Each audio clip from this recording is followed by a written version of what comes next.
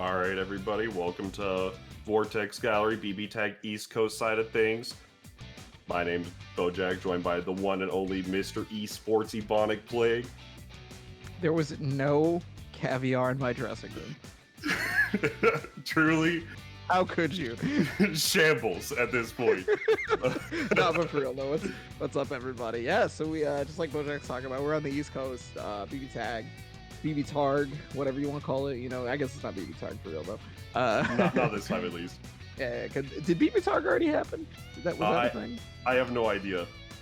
Every time I think of the like teams in Tarkov, but nah, it's BBTAG Argentina, so it's BBTAG. Oh, gotcha. I actually don't know. Yeah, but yeah, I'll have to check that out later. Anyway, yeah. So we got East Coast on this one, and we have some of the people that you might expect to be quite strong at East Coast BBTAG. You know, we got Raza, we got Puns, we got Duckgator, etc., right? And well, you know, Razo may have just won like $4,000 over in Seattle or whatever for a different game. You know, seems like a pretty good player. I don't know. He's all right, I guess. If you want to look at it like that. They're definitely quite a strong player in both BBTAG and Guilty Gear Strive. And then, you know, Puns, of course, is the lover of those things. You know, Kanji extraordinaire. Doesn't always play Kanji. Duckgator. And Serene Smile is going to be the first match that I think we have up first because I believe Play Guy is just not. Play Guy checked in but is not responding. So yeah, no. We're going to switch matches first.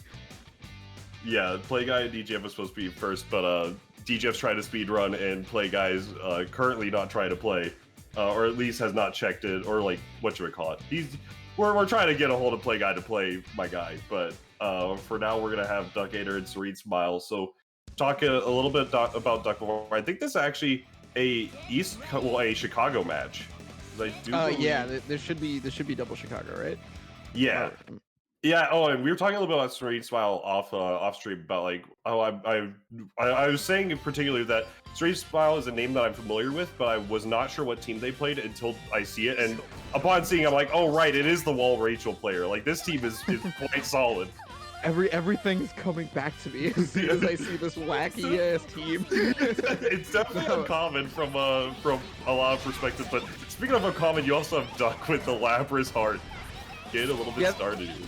This has been Duck's like team for a hot minute. Oh yeah, and this is one of the hardest part about Fighting Heart is a lot of people like are really unfamiliar with this character, but she has an incredible amount of burst safe situations because of her B normals.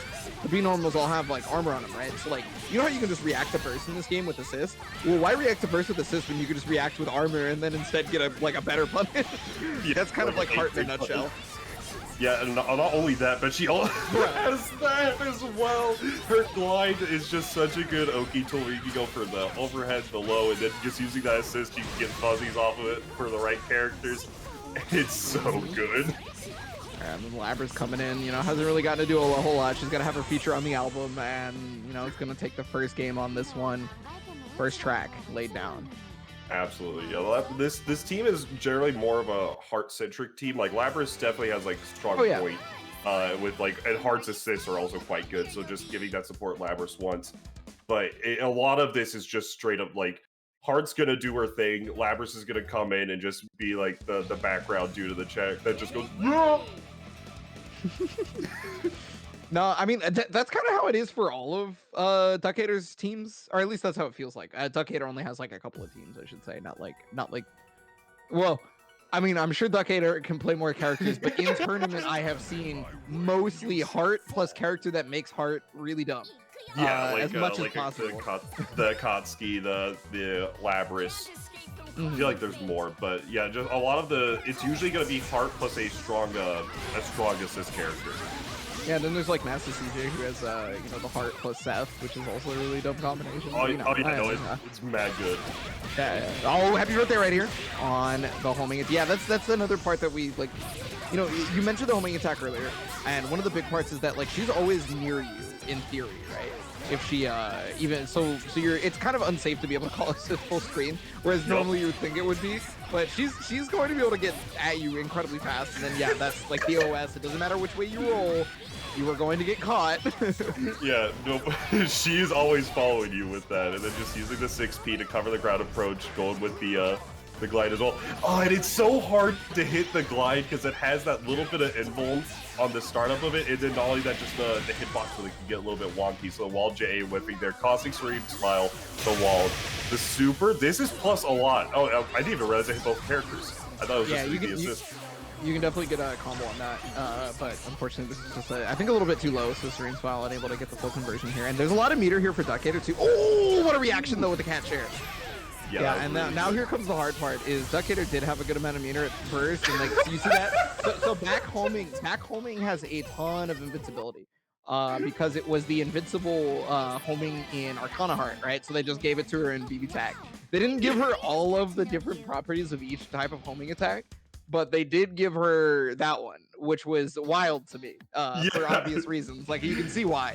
Yeah, I would keep it up on 50. I hated Heart's back homing. It's so hard to deal with at times, and especially like situations they were like, oh geez, I hope this lightning connects. What do you mean? As resident Arcana Heart lover, you all have to deal with it, and I'm gonna sit here and laugh. Exactly.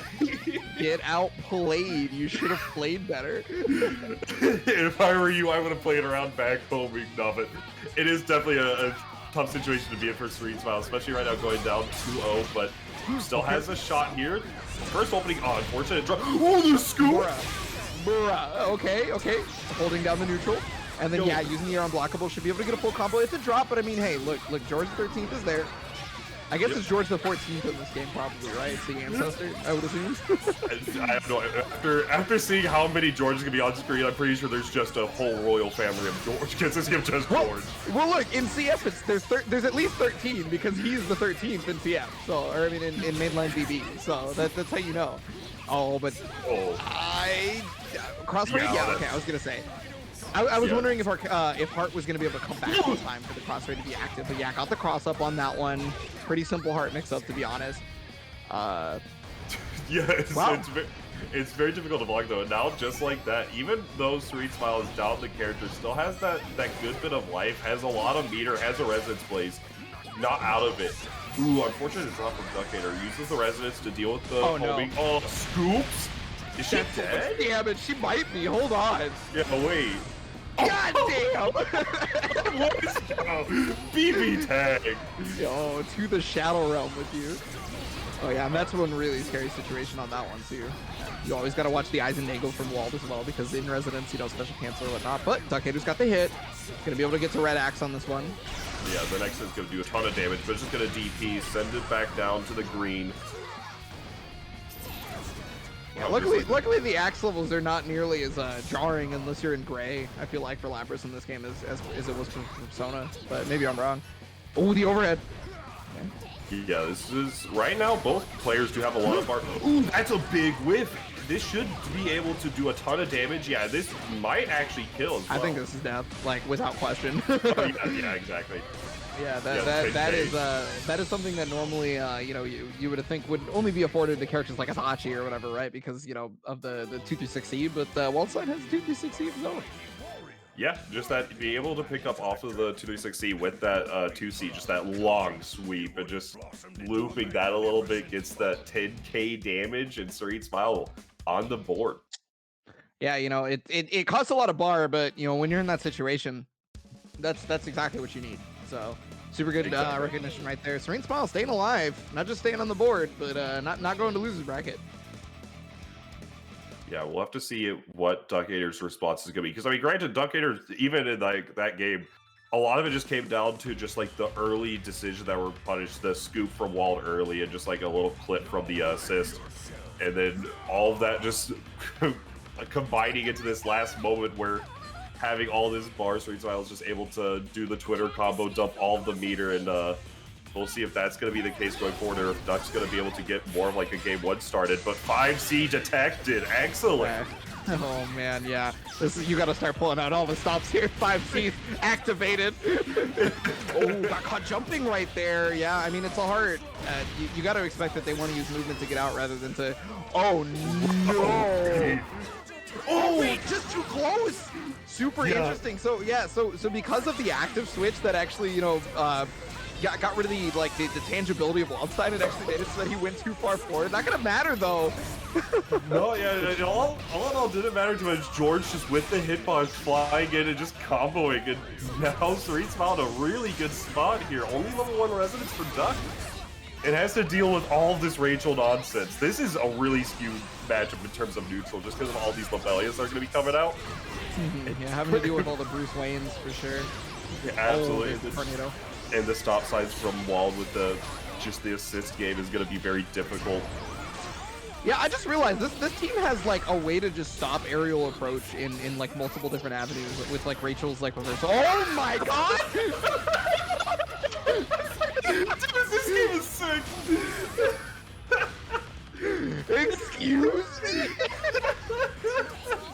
The DP clash, but just oh, that's so funny. That's wild, yeah. Because I mean, Labrys's DP, it has armor. It doesn't have like invincibility like everything else, right? For reversal action. Oh no, hold on. This is a ton. So you're gonna run out the ability to Astral, so that means you won't instantly lose here, but you are gonna. Oh, I was gonna say have to deal with the plus frames, but that actually just straight hit. Yeah, I don't remember. One George. Yeah, let's see if there's probably, yeah, there's gonna be at least one more here. The push block gonna be used. Oh, try to have the read on the push block with just a little bit early. Oh, the clip! Look at the health from Duck Eater. The non-ability to be able to kill somebody with chip damage actually came through in the clutch. Yeah, that is huge. Like just at that point, like Cerisma had the right decision there of going for that throw to kind of beat the push block attempt from Duck, but just a little, like Duck delayed it that little bit, so that way it just did not matter. And they just found that one opening. It was next touch kill for either side, and with Rachel's neutral, that was going to be difficult for Duck. But finding that one opening that he needed to move on into the further in the bracket, we'll have to fight Faded to qualify for the winner's side of top 8. But we do have another winners round 1 match coming up, I do believe, unless otherwise. It should be DGF of the 7 Chaos Emeralds versus Play Guy. Yeah, like DGF may end up attempting to speedrun this, you know, due to the strength of the 7 Chaos Emeralds, honestly. We'll have to see, but it looks like actually because we'll have to be moving over to another match, we may see the DGF. What I thought. Yeah, we'll have to see if Playguy's around, but so we will be moving on to Puns versus Moz.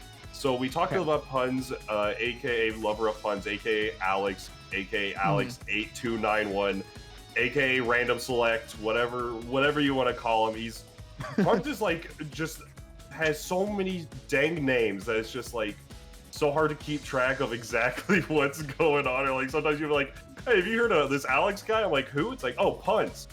Oh wait, not dude. Puns, but Lover of Puns. That should happen to me during the first PlayStation broadcast for BBTAG.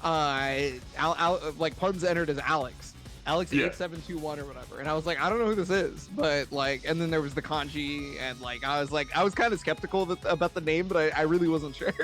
Yeah, simply because of the kanji, and I was like, well, I guess I just gotta say it's a different person, right? Yeah, and then we found out it was the same person. Yeah, exactly.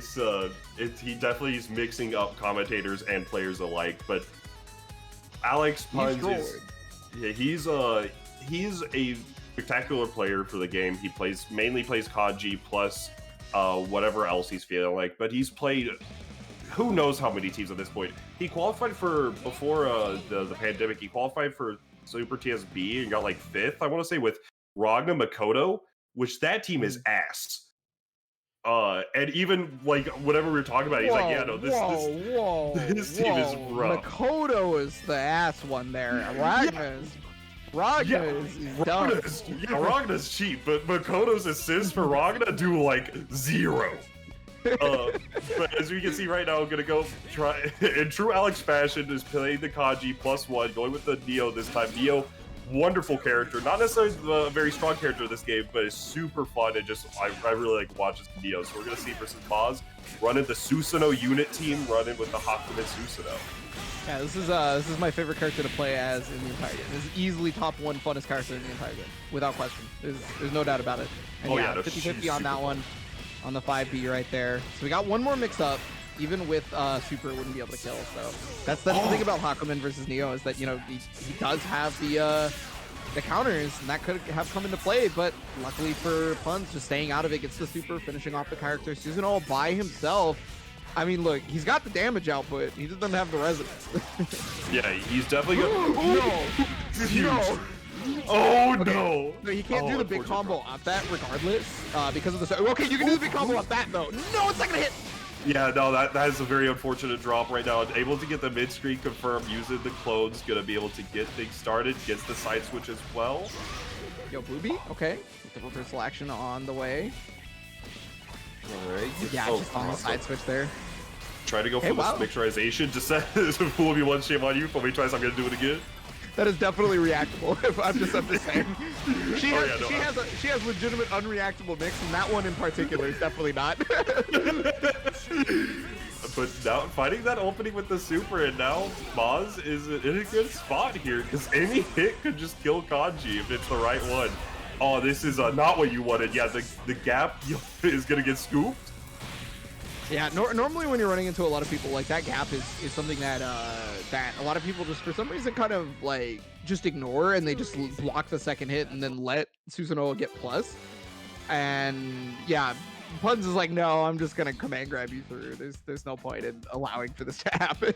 Yeah, like that's one of the biggest things to know in the Susanoo matchup is that like that gap from the actual lows to the kick is like I want to say like 7 frames. So every character in the game, I think besides like a very like, and you have to have an 8 frame or slower. Like so, Hilda can't like then at that point Hilda can like still throw it. Everybody can punish it in some way. Yeah, So everybody, regardless of their normals, can still do something about it because all the throw frame data is the same. Yeah, so you're at least able to throw it, but every character, like pretty much every character, can punish it in some meaningful way that's like gonna lead to a ton of damage. So you should just never block that unless there's like an assist to back it up. But the pickup from the chair. Ooh, yeah, try to fake the mix-up on that one, but looks like Maz was already pressing buttons instead. So, I mean, still not going to matter at this point, right? You got to deal with the mix. Oh, no! So called the assist at the wrong time, so it actually didn't create the sandwich that Puns wanted. That's really unfortunate, but yeah, right there. That one was a little bit harder to block. So that one actually ended up being the actual, like, hard to block one. Absolutely, and like we saw there, Puns was trying to play around Maz bursting there, but just and not decide to burst. Maz just working out. Oh my goodness, yeah, the anti-air throw not being a little bit too close there to catch the jump out. Now get some pressure started with Kanji, just get real safe pressure, not committing to anything. And with this assist pickup, shouldn't be able to kill it yet, but it's gonna set up for the reset there, and just like that, Puns is going up another game. He gained some good information. Yeah, unfortunately, Hakumen is really just honestly getting booty blasted before they're even able to do anything with the character, right? Like, so that's kind of been making the 2v1 situation really, really difficult. And especially if you don't have meter on top of not having an assist, Neapolitan becomes really, really difficult to deal with, because like normally what's stopping Neapolitan from like doing her crazy mix-up that you normally like can't react to or whatever is the fact that push block exists. And if you don't have a character, you've probably used your meter trying to get that character out alive because, I mean, you know, they've been dying or whatever. So you've been trying to push block with that character. So your next character comes in, you have no more bar, and then Neapolitan just gets to run the train. Absolutely, and it's also just the case where, like you're saying, Hakumen's just been getting annihilated before really anything's gonna been started with him. I actually put Hakumen in the back for this one, but we've seen where Puns is playing around burst like quite a lot. Like whenever like Maz can burst, he's just playing around it. But then but Maz has not been bursting, so Puns now taking that into account, just committing a lot more on the offense. Oh, there's the first burst, and now finding the opportunity. But the good push block from Alex, just pushing him away, and now counter hit trades in the air, trying his best to scoop him out of this guy, but the homie can sometimes be a little bit rough for Kanji here. Next up opportunity was probably looking for the reversal action on that one, since you know it's really common to to either go for grab or like a low on that, but no dying's okay. Using that EX, but then finally the Neo 4P is gonna help out there. Push block. Oh, okay, great duck. You stayed out of it. Yeah, trying to catch him with the flying shitlord, but just not working out for him. Oh, got a little bit too far from the air dash and then just going over the character. Oh no. Oh, okay, that drop. was super lucky for puns on that one. Yeah, that Zontetsu was gonna be obliteration because Zontetsu actually ended up hitting the kanji assist. So yeah. that's why he like got out of there safely. And now the burst to save Akumen. This is actually doable. Yeah, I was gonna say any sort of trade is gonna end up in Maz's favor, and now just down to the kanji. But if there's one kanji you can't count out, it's gonna be puns. That was meant to be a push block. I'm almost certain. Oh, that's a grab! No, just barely got away from it. Oh my goodness, terrifying. No, that's death, right? No, it is! Wow! I didn't think I thought the assist was gonna pop out after the first the chair, but no, the follow-up from the bounce. Yeah, we're watching that and we're like, yeah, you know, it's totally possible that that puns can make a comeback with this kanji because it's not like we haven't seen it before. You know, that wouldn't be too surprising. It was the way that the comeback happened that yeah, no, that was just straight up like a curse at that point because we've seen time and time again where Alex and Puns is being able just to come back. I felt it in my bones before. I'm just losing a tournament set, close set, and then all of a sudden the kanji takes out your team. You're just like, man, what is happening? But just in the way that it happened was like the moment you mentioned, hey, this is a shot for Puns to get it. Happy birthday, and the fact that just getting taken out by the bounce of the chair is just poetic of sorts. Yeah, you can't get the animation on the assist, but the bounce of the chair will happen no matter what because it's technically, I guess, the same as like blocking it, if you will, right? Like I don't know, it's a little odd, but yeah. Yeah, it's something weird with it, like because usually assist properties have some sort of nonsense with it. But speaking of some nonsense, I'm seeing some teams on my screen. For we're about to have Garfield versus DGF. Yeah, Carter S, Garfield, DGF, Sonic the Hedgehog himself. going with the Adachi Ruby rather, and then oh my goodness, Adachi Seth versus Ruby Susanoo. This is gonna be a slobber knocker. Mm-hmm. Like Adachi Seth is really cheap. It's super good. But in the same vein, Ruby and Susanoo are both. I'm not sure exactly how well the team synergizes just like off of theory, but both characters in their own right are very strong. Both have very good like 6Ps to really control that ground game. That is going to be both very important when dealing with both these characters on Garfield's team, with Adachi potentially checking whenever he wants to go for these AZOs, and Seth just making sure that he has to resort more to that air approach than anything. Yeah, well, I mean, the air approach is going to be kind of, I was going to say words and then immediate anti-air right there from Garfield. Yeah, absolutely. Yeah, I was going to talk about like how Ruby was like very specifically a character that, you know, you have like a lot of trouble dealing with the air, but Garfield already ready. Yeah, oh wow, yeah, and now gonna miss the AZO. Oh, good use of the JB just to check the assist. DGF going for the active switch into it, and now, yeah, has to deal with the 50-50. And gonna eat a little bit of damage, but it's more about the setup than anything for Seth. And then there's the overhead, but no full conversion on it. That's great for DGF. I mean, you know, it's got the life total on Susanoo. He's just trying to find the best way to get that active switch going. Couldn't find it with the 236C, or 214, excuse me. Yeah, able to get that pickup, and it's such a good starter. 10K off of that first hit, and the BZO dying Oki ready for it. Mm-hmm. Right. Easy prop combo. Yeah, oh, this should kill. Oh, the curse! Yo, Bojack, did it hurt? When you curse that player on commentary? They know what they're getting into the moment they see a commentator on the stream. Oh man, yeah. Well, luckily BZO is here to slow down that resonance timing. But oh, the 5B from Ruby, and okay, DGF has activated Sonic though.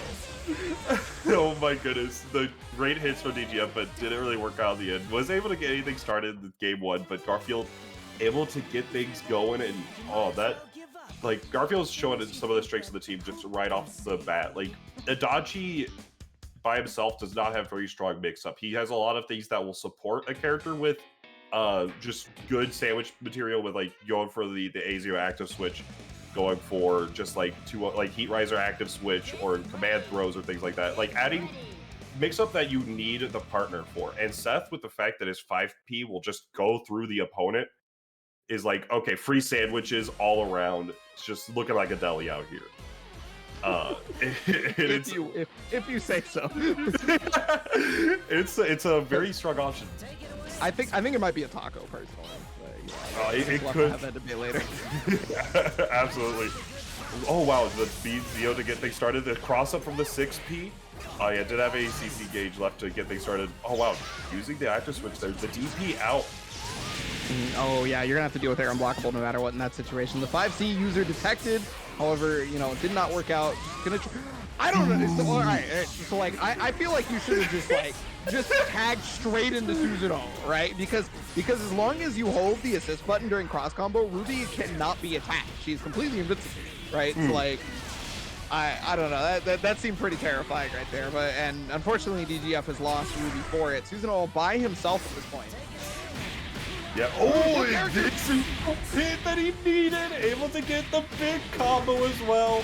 This is going to be a ton of damage off of this super. And just like that, now both characters are going to be in a next hit-kill situation. Oh, the hit stop. Oh my god, no way. Are you a god? It's a 4A. So that locked Garfield from being able to DHC, like, or wait, no, because you can DHC on whip, but sorry, I was just so dumbfounded. Yeah, no, I don't think you can actually. You can't DHC on whip. Never mind. Sorry. Yeah, because I had it right the first time. I'm just freaking out. I'm just freaking out. No, that was really good. Just like the awareness to hit, like going for the 4A, recognizing your reversal safe. Does it? You pressed the button. Guy, oh man, my goodness. DGF living on a prayer, just the chef's kiss on that energy sword, ripping into Garfield's team. What is today? It is not Sunday. It is not Sunday. It is not Sunday. It's not Sunday, it's Judgment Day. It's 9/10, and what's 9 plus 10? I can't count, I'm sorry, I don't know. It's 21, my friends. Judgment is upon us, and right now the Susanoo is judging with, oh my goodness, just off of like the straight hits, able to get a little bit started from the Ruby, and then the Susanoo 2 happy birthdays is all it took. Incredible. My honestly goodness. Incredible.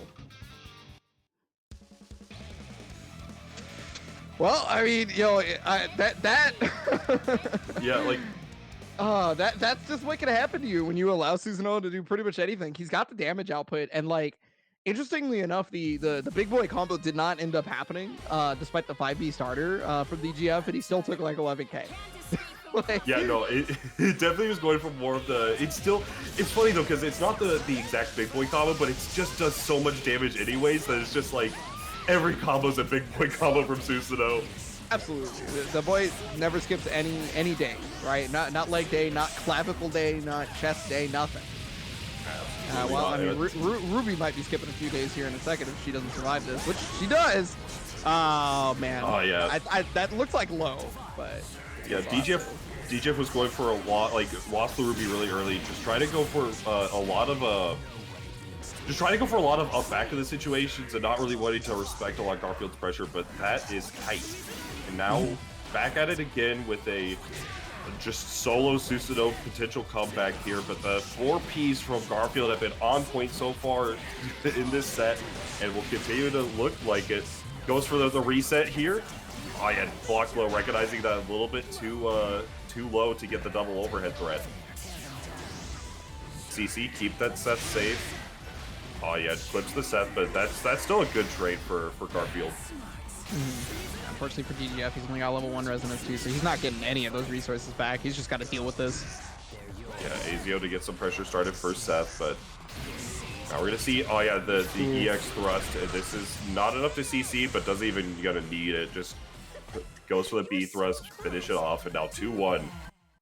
right now. Yeah, like DGF lost the Ruby really early, just trying to up back a lot of Garfield's pressure, because for good purpose though. Like there's a good reason for it. Like the pressure's super scary, especially once you get in the corner. Because if I remember it correctly, it has been a minute since I have fought like really strong Seth. But doesn't the 5P also take the corner? From Seth? Yeah. I believe it does not. I have to double check. It's been so long that I don't remember, but I don't think it does. Yeah, no, it does. According to Seth Player in the chat. So. Oh, okay. Like, so I was right. All right. Cool. Yeah. So. Accidental. Yeah, accidental. Went quarter circle the wrong way, amigo. And try to find that opening. The DP to punish the potential. And now holding on to the burst, does not want to get Susanoo in to take that damage. And now, yeah, once again, has to. Yeah, there you go. Found the burst point, and wow, Garfield ready for it. I mean, that's better than losing Ruby, right? Because you would have gotten a full character on basically working on a perfect too. So like, you're gonna take 10k on Susanoo, which really, really sucks, but you at least have 2 characters now. Yeah, like you're definitely in a case where Ruby also is gonna be able to heal some. So if you are able to build this resonance gauge in the meantime and just sort like build it up enough to where you have that health that you can regen, is gonna be big. But it doesn't look like you won't be getting the shot. Finds that burst point. No assist from Garfield to cover that. The 5Ps reaches enough. Oh no! Mixerization station. Okay, there we go. DGF finally being able to get out. Garfield having a ton of health, though. This has to still be comfortable, right? Like, you have to still be able to feel like you can do whatever you want at this point. At least I would if I was Garfield. Yeah, no, this is definitely a tremendous lead. And just like that, able to force the 50-50 resonance on that mix-up, doesn't want to deal with that at all. And yeah, oh, the 5P clips to Adachi 5P. What an assist. That's one of the nice things about playing Seth Adachi in particular, right? Because the way assists work in this game is that you can move the assist with the camera. So you pop the 214 and you go full screen and the assist has to come with you, right? So like Adachi assist isn't supposed to go that far, but it does now. Yeah, it's just the fact that you bring them with you. Now you go from having this already incredibly strong assist to be like, oh, by the way, this also, it doesn't reach a third screen anymore. It reaches like full screen basically. It is a really good combination, just like a really good sponsor that we have right now for Vortex Gallery. We have tons of sponsors to thank for putting on this show and helping all of the production so far.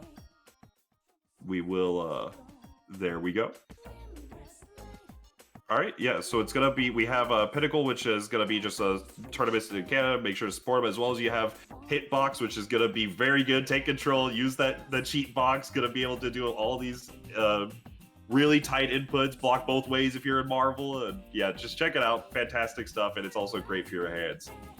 Yeah, almost as fantastic as the merch you have over on 86.com for both Blazblue and Guilty Gear. Getting 10% off for the merch VRTX BB 2021, which expires on September 30th. And not just the Blazblue stuff, I also mentioned the Guilty Gear stuff over on 86.com, which is a very similar code, pretty easy to remember, VRTX. And then instead of BB, it's GG 2021, also expiring on September 30th. So this is merch that has been supporting the community for a very, very long time over on 86.com. So, you know, support them right back. And Pinnacle has been supporting for a couple of years now, a little bit newer to the game, but I have been to the previous Pinnacle that happened. It was a fun tournament. I'm probably going to be there this year as well. So if you guys are interested, you can take a look at it. It is an in-person event, tgs.gg/Pinnacle, October 8th through the 10th, 2021. I mean, you can see all the prizes there. Yeah, no, that was a lot of prizes, so make sure to check that out. And looks like we're about to be checking out Duckator versus, I want to say, yeah, this is Faded. Faded. So we talked about Duckator a little bit ago, right? Absolutely. Heart player, right? Yeah, solid enough player, I guess. but Faded. All right, so Faded is another, I want to say Florida. I'm not entirely sure, but definitely another one of the East Coast boys, obviously, is known for the Yosuke. And I believe they've hopped around a bit from what like the character they're partnering with Yosuke, but right now going with Platinum the Trinity, a real outlier pick in the tournament scene. Well, I mean, you know, it's clearly the characters because I mean, look at the player card, right? Oh, well, it's gone now, but Yeah. So uh, Platinum is an interesting character because she has the random assist, which is like gonna like her 4 and 6 Ps are all like they rotate between 3 different options each, which could be detrimental whenever like planning out what you want your team to do. Because normally you're like, okay, I'm gonna 6P and then AZO9 or something, and then do anything off that. But with this, it's like, okay, if I 6P, I have a 33.34% chance of of what I want to happen comes out, but. Usually you're going to want characters that are able to play around that. Looks like Yosuke is going to be one of them from Faded, but that back homing right away to get things started is going to be able to get everything going. Oh, was able to not able to punish the DP and just like that now getting the slashes. Oh my goodness, dude, that boomerang assist is going to pay off so hardcore because like already we've seen it stuff Duckator's approach what is it, like twice now, 3 times maybe, and it's only been a couple of seconds into the match. Like, oh, and then the cross up on the pogo, making it such an easy conversion too. It seems like a really dumb team composition, but it's very clearly a good one. Yeah, or at least the synergy is there. I don't know if I should use the words good, but the synergy is definitely there. Yeah, no, it definitely, and it's also the case where even outside of like, oh, is the team like as strong as like Yosuke whatever or Platinum whatever, it's the case where like the experience from Faded is definitely showing here, just with all the mix-up already showing is fantastic, as well as the player inexperience, or the experience in the matchup where who plays Platinum? Like, how do you prepare for this? Pun's done. I mean, Pun's plays random select and will make a major with it. Oh, but okay, got hit on the other side, but no full conversion there from Duckator. Unfortunately, 4P is going to work out, and now Duckator is just like fighting out here for their life pretty much at this point. Yeah, and getting that pickup off that JA, gonna be able to go for the actually kills off of the cross raid. Yeah, cross raid having such a high minimum damage on that. I mean, to be fair, that was the whole point of them making up the mechanic, was to have like a high minimum damage ender that you could use without needing the bar. And well, I mean, it's easily one of the best mechanics they've added, I think. Yeah. I've definitely opinionated about how I feel about cross raids, but they are definitely very strong options to use, and obviously some characters can use them better than others, but it's always a good option to have. If like for that example, I'm not sure what the minimum damage is on Platinum Super, but I don't know if it was gonna damage just going for the A auto combo ending with the cross raid, that flat 1500. And then even if you don't kill in that situation, you're getting Yosuke in, and that's like a really good point to have in that sort of situation. So very good option from Faded just to close out that game 1, and here we go with game 2. We're gonna see how Duck's gonna handle it. Hasn't he usually started with a heart point? Is this a change up, or am I misremembering? No, I think Labrys was point the first time. Normally he started heart point almost every time in the first set that they played, but not versus Faded. I think Labrys was first the last game. That one happened so fast, but I mean, well, this could potentially be pretty quick with that happy birthday there. Yosuke's gonna fall out though. Yeah, and just like that, was able to use Yosuke's movement just to really like cover the floor. Ooh, this is gonna be big damage. Well, I mean, maybe big damage for Yosuke. Yeah, granted, Yosuke's like gets some decent damage off it, and then finds that opening with wait for a reset. Gonna be able to freeze frame to react to the overhead, and the good flip to contest Labrys first, but was not able to get the full confirm off of it. Maybe now with this pickup here. Yeah, this is one of the things we talked about in Duckator's last set, actually, was that, you know how Heart has a lot of difficult burst points? It's Yosuke the same exact thing, right? Because he can cancel into Moonsault, right? Or whatever it may be. Also, on top of that, it's just like, he's probably going to cancel into Moonsault anyway. It may not even be a reaction on top of that. Yeah. But regardless, double super here should finish it off. I do not think Heart is going to... Well, I cursed it. Did it hurt, Ebonic Plague? I was about to say, you cursed it just now. I cursed it a second ago, so... Right now, Chris is done. Eden is getting Hex to Oblivion right here. Oh no! Somebody take the Hex off. We just got a real match! Now Faded goes from this huge advantage from 2 drops to losing the match! This is the second time! Did Duckator do this in the last set? I swear Takeda did this in the last Dude, set. the Armenian hexes are out. That's insane. like he had the game twice with 2 big combos, but just that's in the words of almost every mom out there, finish your plate. Boy, I still see that broccoli on there. Don't make me get the chocolate.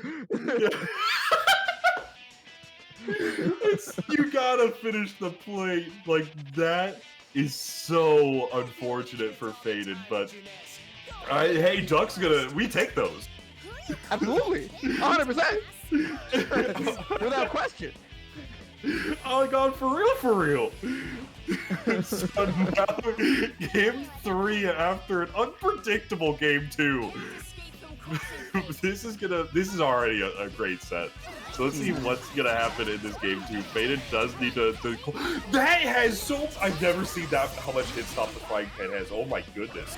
Yeah, it's about the same as it is in BB in terms of how much hit stop. So it's quite a bit, honestly. And I think that was an attempt at invincibling through the burst using the home, or not the home, sorry, the floating, because the floating does have invulnerability. But I think, is it only the EX that does, or does the regular ones do as well? I know for sure the EX does. Yeah, I don't know if the regular ones do. I don't know if they do. I don't think they have whatever invul they would need to deal with incomings. Well, regardless of that fact, I guess it's not going to matter because, you know, forcing another burst here from Duckator. Yeah, and using that JC, I really like the fact that JC's, Duckator's using JC just to really delay that air movement and just, like buy his time in the air. Oh, the Learn to block! Learn to block! Yep, GG's, I'm nice. Gonna be able to get the opening here. Oh, but the unfortunate drop. And going back into it. Baits, trying to go for a throw bait, doesn't bait the DP. Yeah, alright. They're just setting up the spirit balls as much as they can. Yeah, just really playing this out, just goes for the CC. Oh wow, the nice jump. Now, the hard part is dealing with this heart after, like, this heart demoralized you from the last game, right? Like, your mental is probably, oh, not again! The chocolate! Why did I even say words? Oh, good. The Yosuke getting a little bit clipped, but nothing significant. Gonna be able to get that. Ooh, the tick throw plays around the burst immaculately, and just like that, now we got another match. Oh, the crossies? Oh, okay, but the crossies? You said crossies, but able to get the pick up here, goes for the Yahoo, and able to close it out. My goodness. On him, JoJo's finally ending the manga very, very soon. 2-1.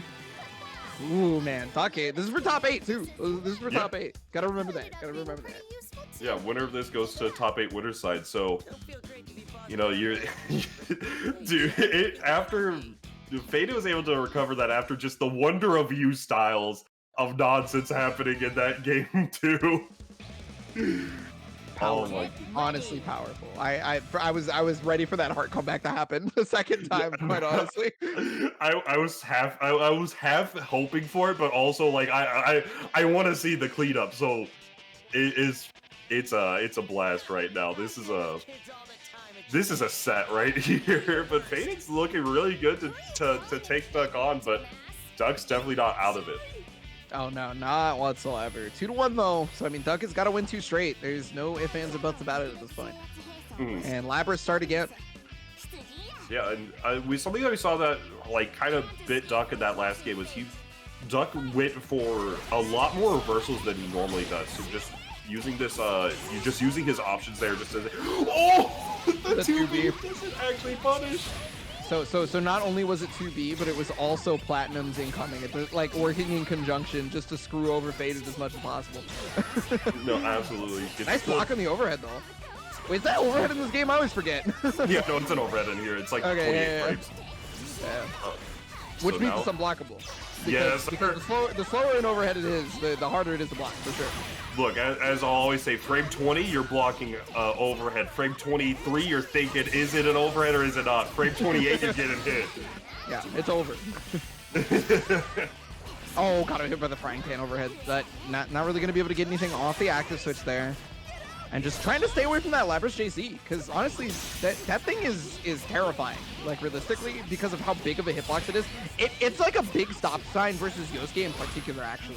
That move right there, very, very good for being able to stop, but gonna be able to catch the burst. And this is Red Axe 2, already done 7K. Jesus yeah. Christ. 7, did you say 8? Make it 8.8, give it a 9, and then go for a super. Yo, goddamn!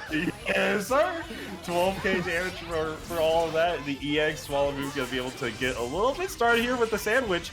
Ooh, that was a nice, just going for the tick row. There it is. There's that JC right there to stop the movement from Yosuke. That's exactly one of the reasons why you start Lapras in this, and one of the reasons why Duck Hitter has gone to it.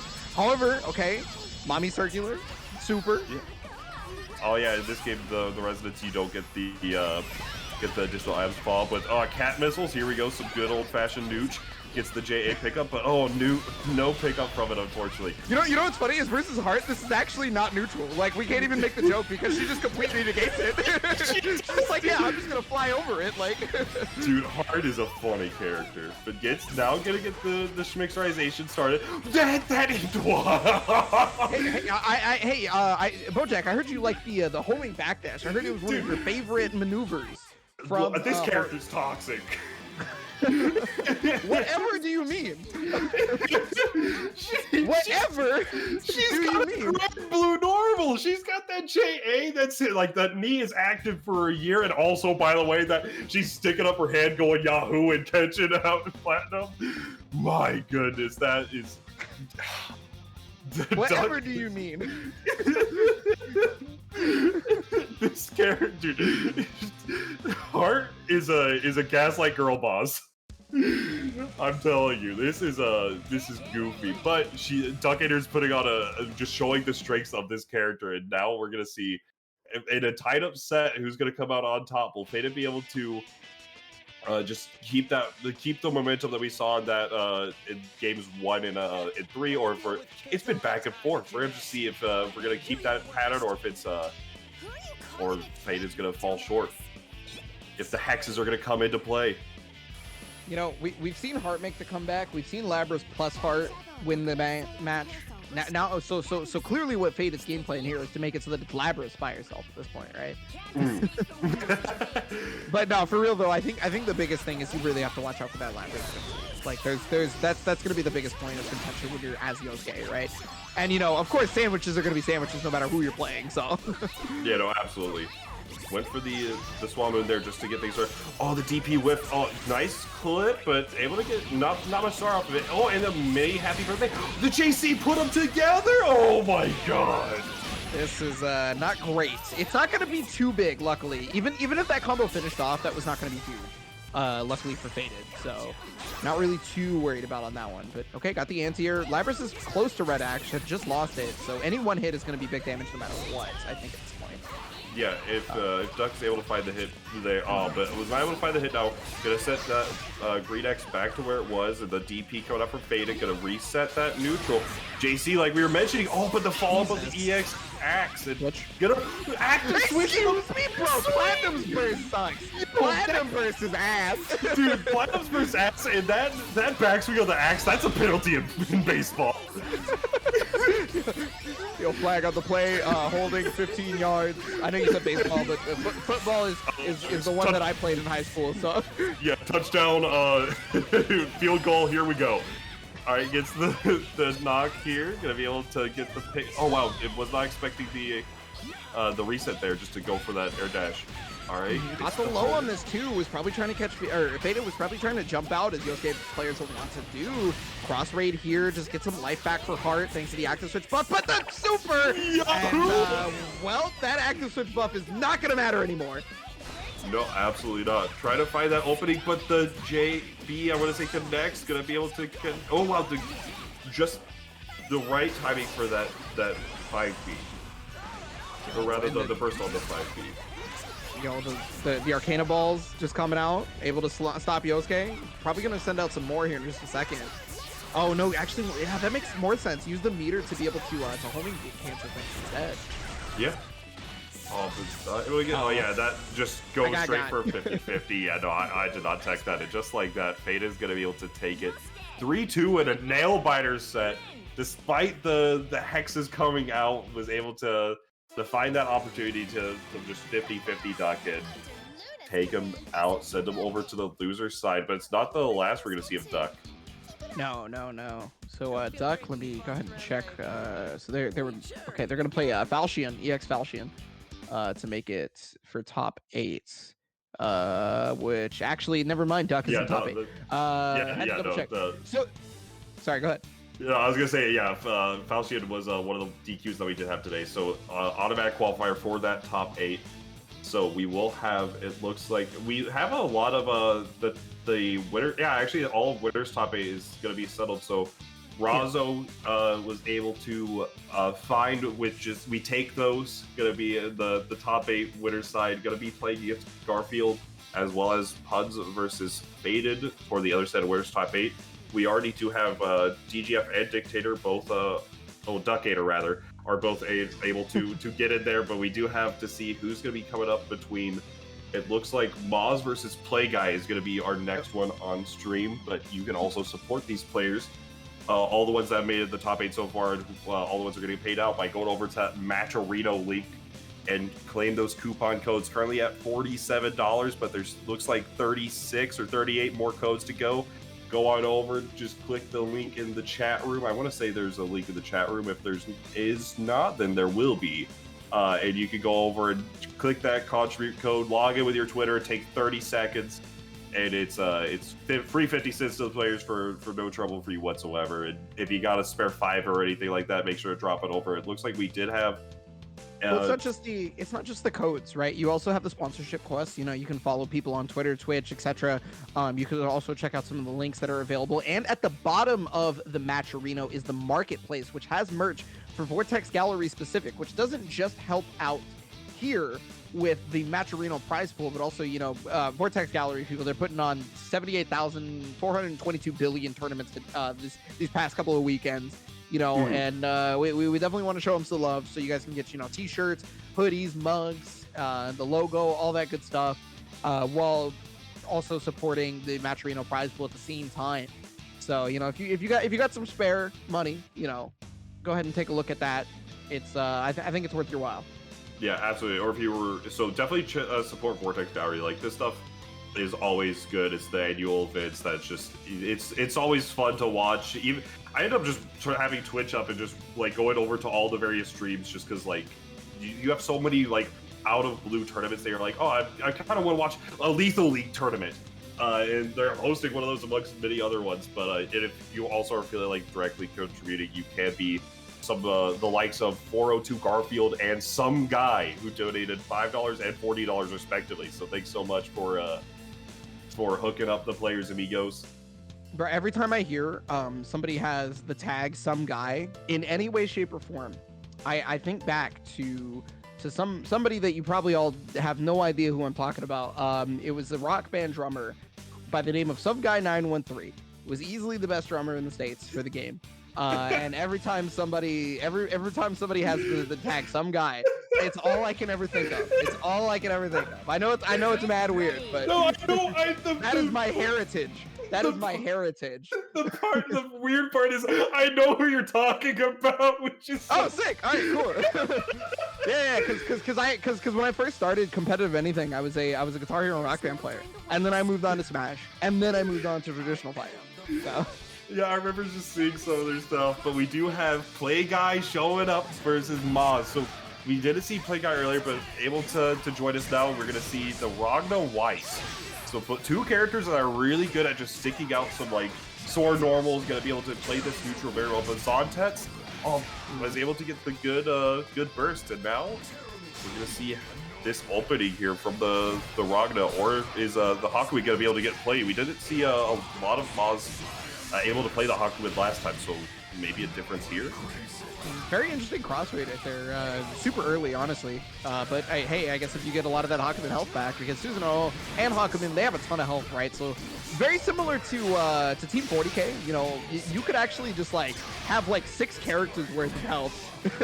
Oh yeah, no, if you think about it. Oh like, yeah, beautiful anti on that one though.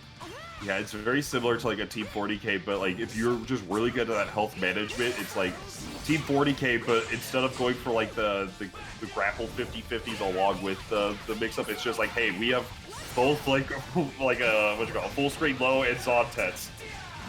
So very good damage coming out. Oh, but unfortunately was a little bit too far to get the rest of the A auto combo. Now trying to find this opening, gets a clip on the Susanoo. Ooh, unfortunate drop. Was not able to connect it to the 2C, unfortunately.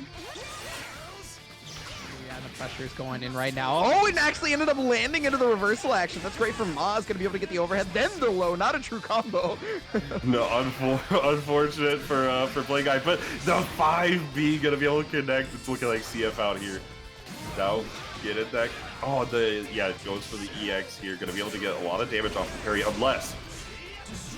All right. Trying to keep the pressure up. Zontet's fully connecting. Not going to be able to. Oh, actually, no. They did have a meter. I wonder if Demon Leg was going to be able to make the full conversion off that, but maybe not. It was definitely at that weird angle where I definitely don't blame him for not going for it. It's definitely for sure.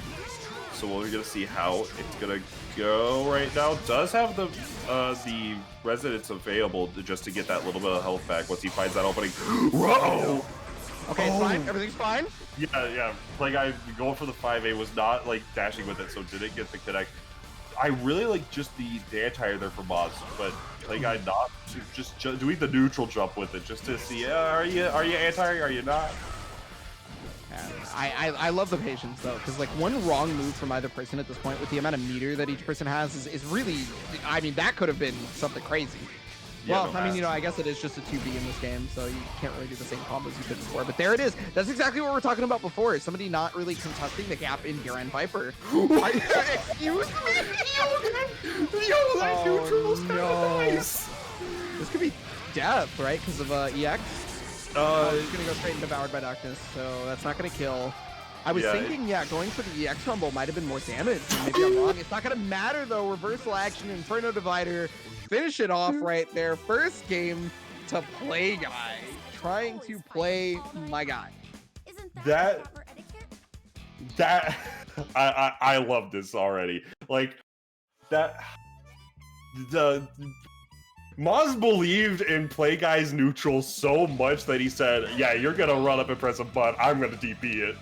Tried it twice. That's some Omniscythe decision making right there. I love it. Tried it twice too. The first time worked out beautifully. That was great.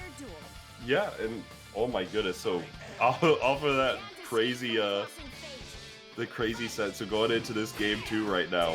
On Snowtown of all places. This is the tactics right here. Yeah. This is Netflix tactics. See, now it's going against you too. You pick Snowtown, now I'm gonna 5C because I know you ain't gonna react no more. The fact of just bringing up the fact that I'm Snowtown and then the 5C. For any of those who in the chat who aren't aware, Snowtown is not a netplay friendly stage. So it can cause some additional bits of lag, but nice bait on the burst, not wanting to commit to anything. So now getting a good chunk of change. Text out below right there. Yeah, it looks like was maybe trying to jump out on that one because it wasn't counter hit and there was no exclamation point. He's gonna get as much damage as he possibly can. Still not gonna kill though. I mean, if you can find a way to get Susanoo out, like just safely, which is great right now, because Play Guy is literally trying to let you, but you ran forward. Yeah, Play Guy was definitely backing off into that situation. Just hitting that hard tag is just such a good option. It definitely can feel scary though, because both his characters are very strong at just like that run poke. But now we're gonna see how it's gonna work out. Oh, the whiff punish! Yo, the foozies? Yeah, I mean that's what happens when you have a rapier character, right? Is the foozies. you're definitely playing incredibly strong neutral that took a lot of skill. My goodness. I only say that as a person who plays Mitsuru. That's not even a slight versus Play Guy. It's just that's a slight versus me. 1.5 Mitsuru Yuzu. the inventor. Yeah, so 2-0 right now for Play Guy though. That game looked a lot stronger. I think Play Guy is probably playing on random select stages, is what it is. Oh yeah, more than likely. I mean, he is the gamer 70. The gamer 7. Jesus, I just noticed. I wasn't even looking. Your eyes have been opened. Oh my goodness. I feel a power and a presence that I have not felt in a long, long time. There's a disturbance in the gamer force. A true gamer. That's how you know somebody's a true gamer. Is like not only do they have the title, the gamer, but like also they pick Snowtown on Netplay. That's crazy. Snowtown on Netplay, you pick the box art character for at least one of them, and then you just like, yep, I'm the gamer. I'm a gamer. So even upon getting the win, just taking a moment to cool the controller. The hands are hot. Got to get the rag just for the palm sweat. So knees weak, arms are heavy. There's vomit on the sweater already. Mom's forgetting he's nervous, but on the surface he looks calm and ready to drop bombs. Oh. But he keeps on forgetting when he broke down. The whole crowd goes so loud. Also, can I the other tag here is Mozzarella. Mozzarella, that's right. Yeah. Mozzarella. I don't know what that could possibly be, but it's definitely Mozzarella. This is totally not about BBTAG, but I saw a tweet recently that was about do you watch Chowder? Did you watch Chowder? A little bit, yeah. You remember? I didn't really have TV, so. Gotcha. Do you remember the rat though from it, like the candle named like Gorgonzola? Gorgonzola. some dude tweet just like, this character taught me how to hate, and it's just like the Google image of that. It's just like with the Google image of Gorgonzola ugly ass. And just seeing cheese now, I always just think of the Google image, just like screenshot of just Gorgonzola ugly ass. Bro, the people on Twitter.com find ways to just hate anything, like anything whatsoever. It's a requirement, but now we're gonna see if Play Guy is gonna be able to take the cake with a clean 3-0, or will Maz be able to come back from here and get things started? Looks like did opt for more of the Netplay friendly stages. I do believe training mode is Netplay friendly. It's also Moz now, so we'll... training mode isn't like the best Netplay stage, but it is Netplay friendly, yes. Yeah, gotcha. 2 of the Under Night stages are 2 of the best, and the other one is the Ruby stage? No, well, yes, but well, no, that's not a Ruby stage. It's just like Crossfield, right? Like or whatever. Yeah, does that count as a Ruby stage? Does that count as a BBTAG stage? I was thinking Abandoned Temple, but I mean, that's what I meant. Yeah, sorry, I just forgot the name. But anyway, it doesn't matter, right? Yeah, is able to block a lot of the nonsense going on right now. Was not ready to bait the DP. Did the dash for it, but the Blood Scythe connects. The 6P is gonna be a little bit of damage coming out. Weiss not known for her damage, but Maz going for a lot of the forward tech, like generally teching like towards the middle of the screen, and now gotta be able to get that 4P opening. Yeah, I mean, the Vortex has been pseudo working out, right? Like it gets Maz out of the corner, but usually Play Guy is like covering it with a low or something. So it's working out, but it's also not. It's a weird like trade-off. Yeah. But I really don't know what this team does to do a knockdown that keeps both the corner and actually like hits at the same time. Yeah, I'm sure there's a way to get it, but it's definitely like something you have to like figure out with it. Oh, they're just like that. The burst not coming out. Yeah. Oh, goes for the burst with it. For sure. There's no reason to keep that alive at that point, to keep that combo going, because you definitely need 2 characters. But the anti-airs have been on point from Play Guy. Yeah, no, that the 5Bs have been just hidden different. Now getting a little bit of pressure started. It's an early Zontets. Oh yeah, good option to use the burst there, but no assist coming out from Maz. Instead goes for a burst upon getting that opening. Nice block. All right.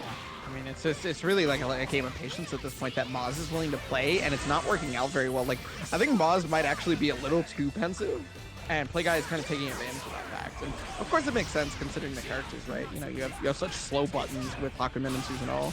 Oh, Zontets though. That's gonna finish that off. Yeah, now this is gonna be a big opening for for Moz. Ooh, but again, the anti-airs, like you're saying, on point for Play Guy. Just finding all, like, every time you're in the air, you just... Yeah, he's even anti-airing you before you're even there.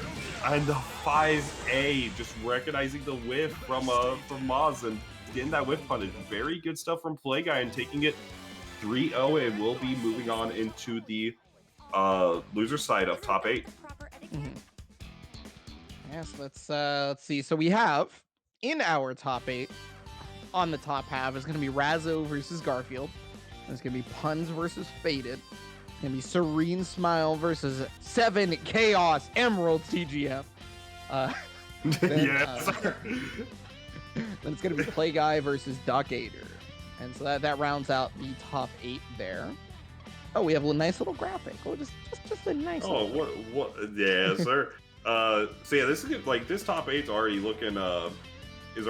Razzo versus Garfield is going to be one to look out for, as well as Puds Faded. Like all the winner side is going to be fantastic, as well as on the loser side. Like Serene Smile had that really good set with Duckator earlier, as well as DGF had a good set as well. And then Play Guy, we just saw him get off of anti-ing his way into top 8, and Duck just playing very well so far. But just with these close sets between all of them, it's gonna be exciting top 8 for everybody involved, really. So let's see. I mean that winner's bracket is looking kind of hard. No.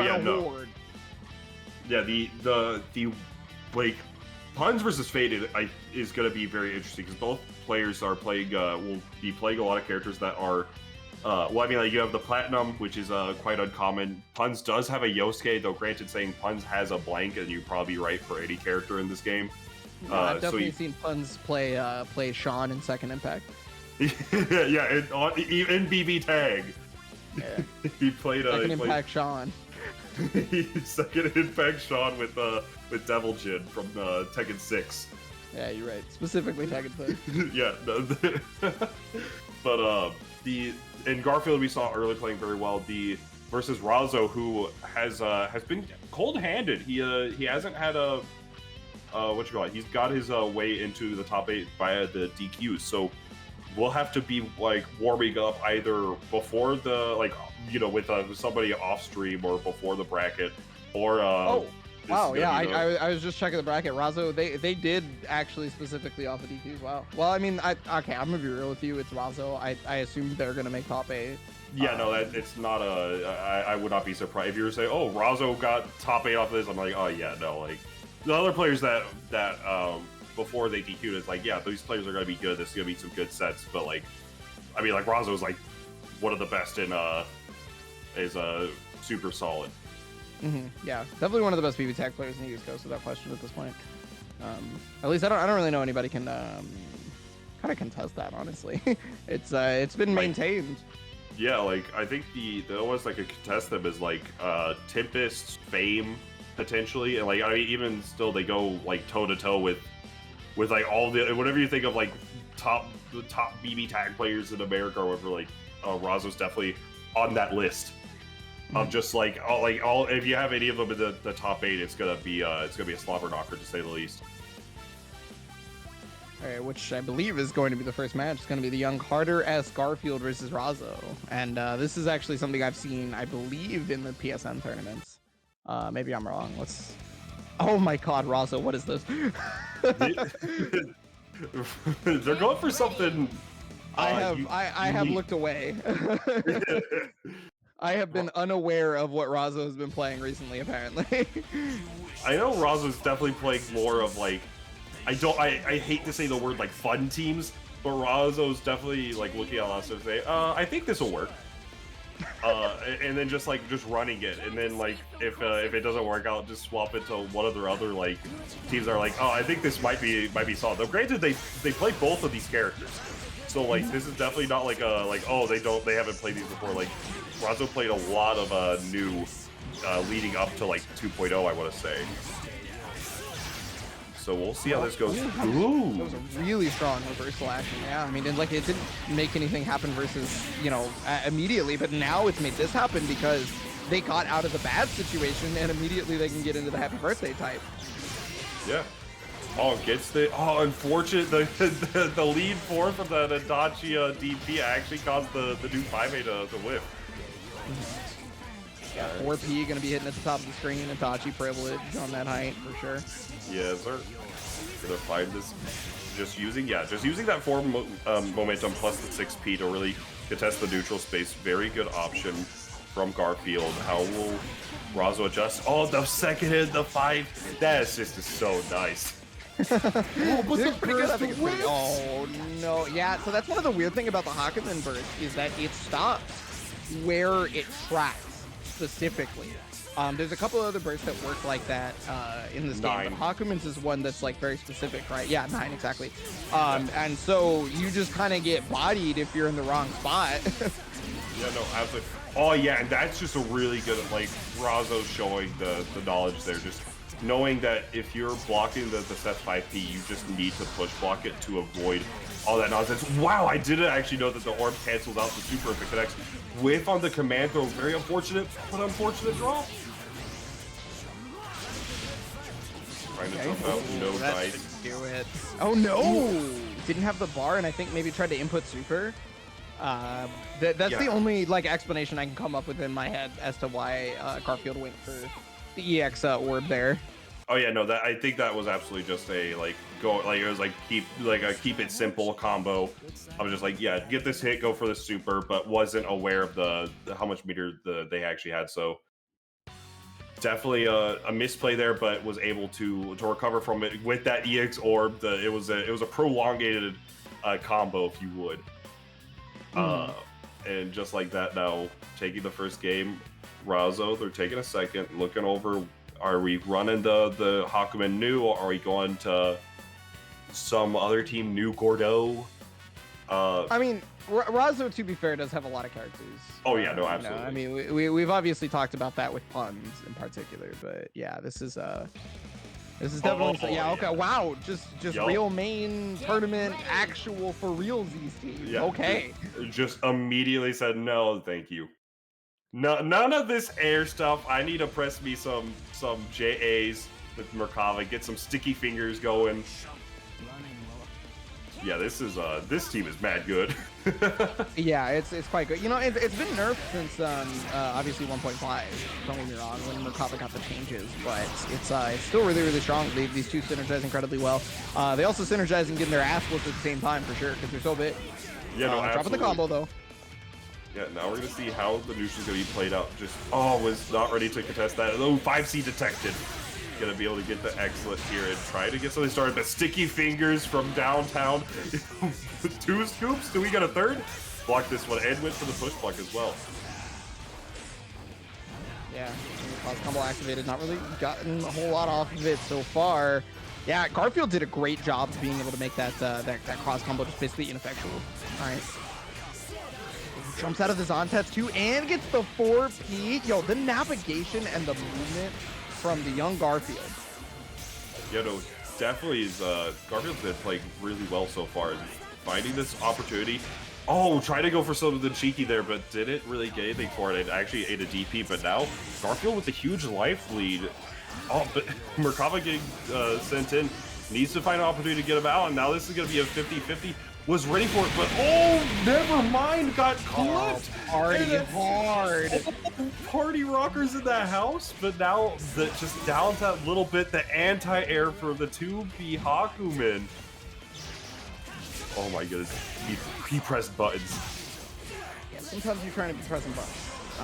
Yeah, Resonance activated, Sandwich activated, long have we waited, you're about to get schnicksherated.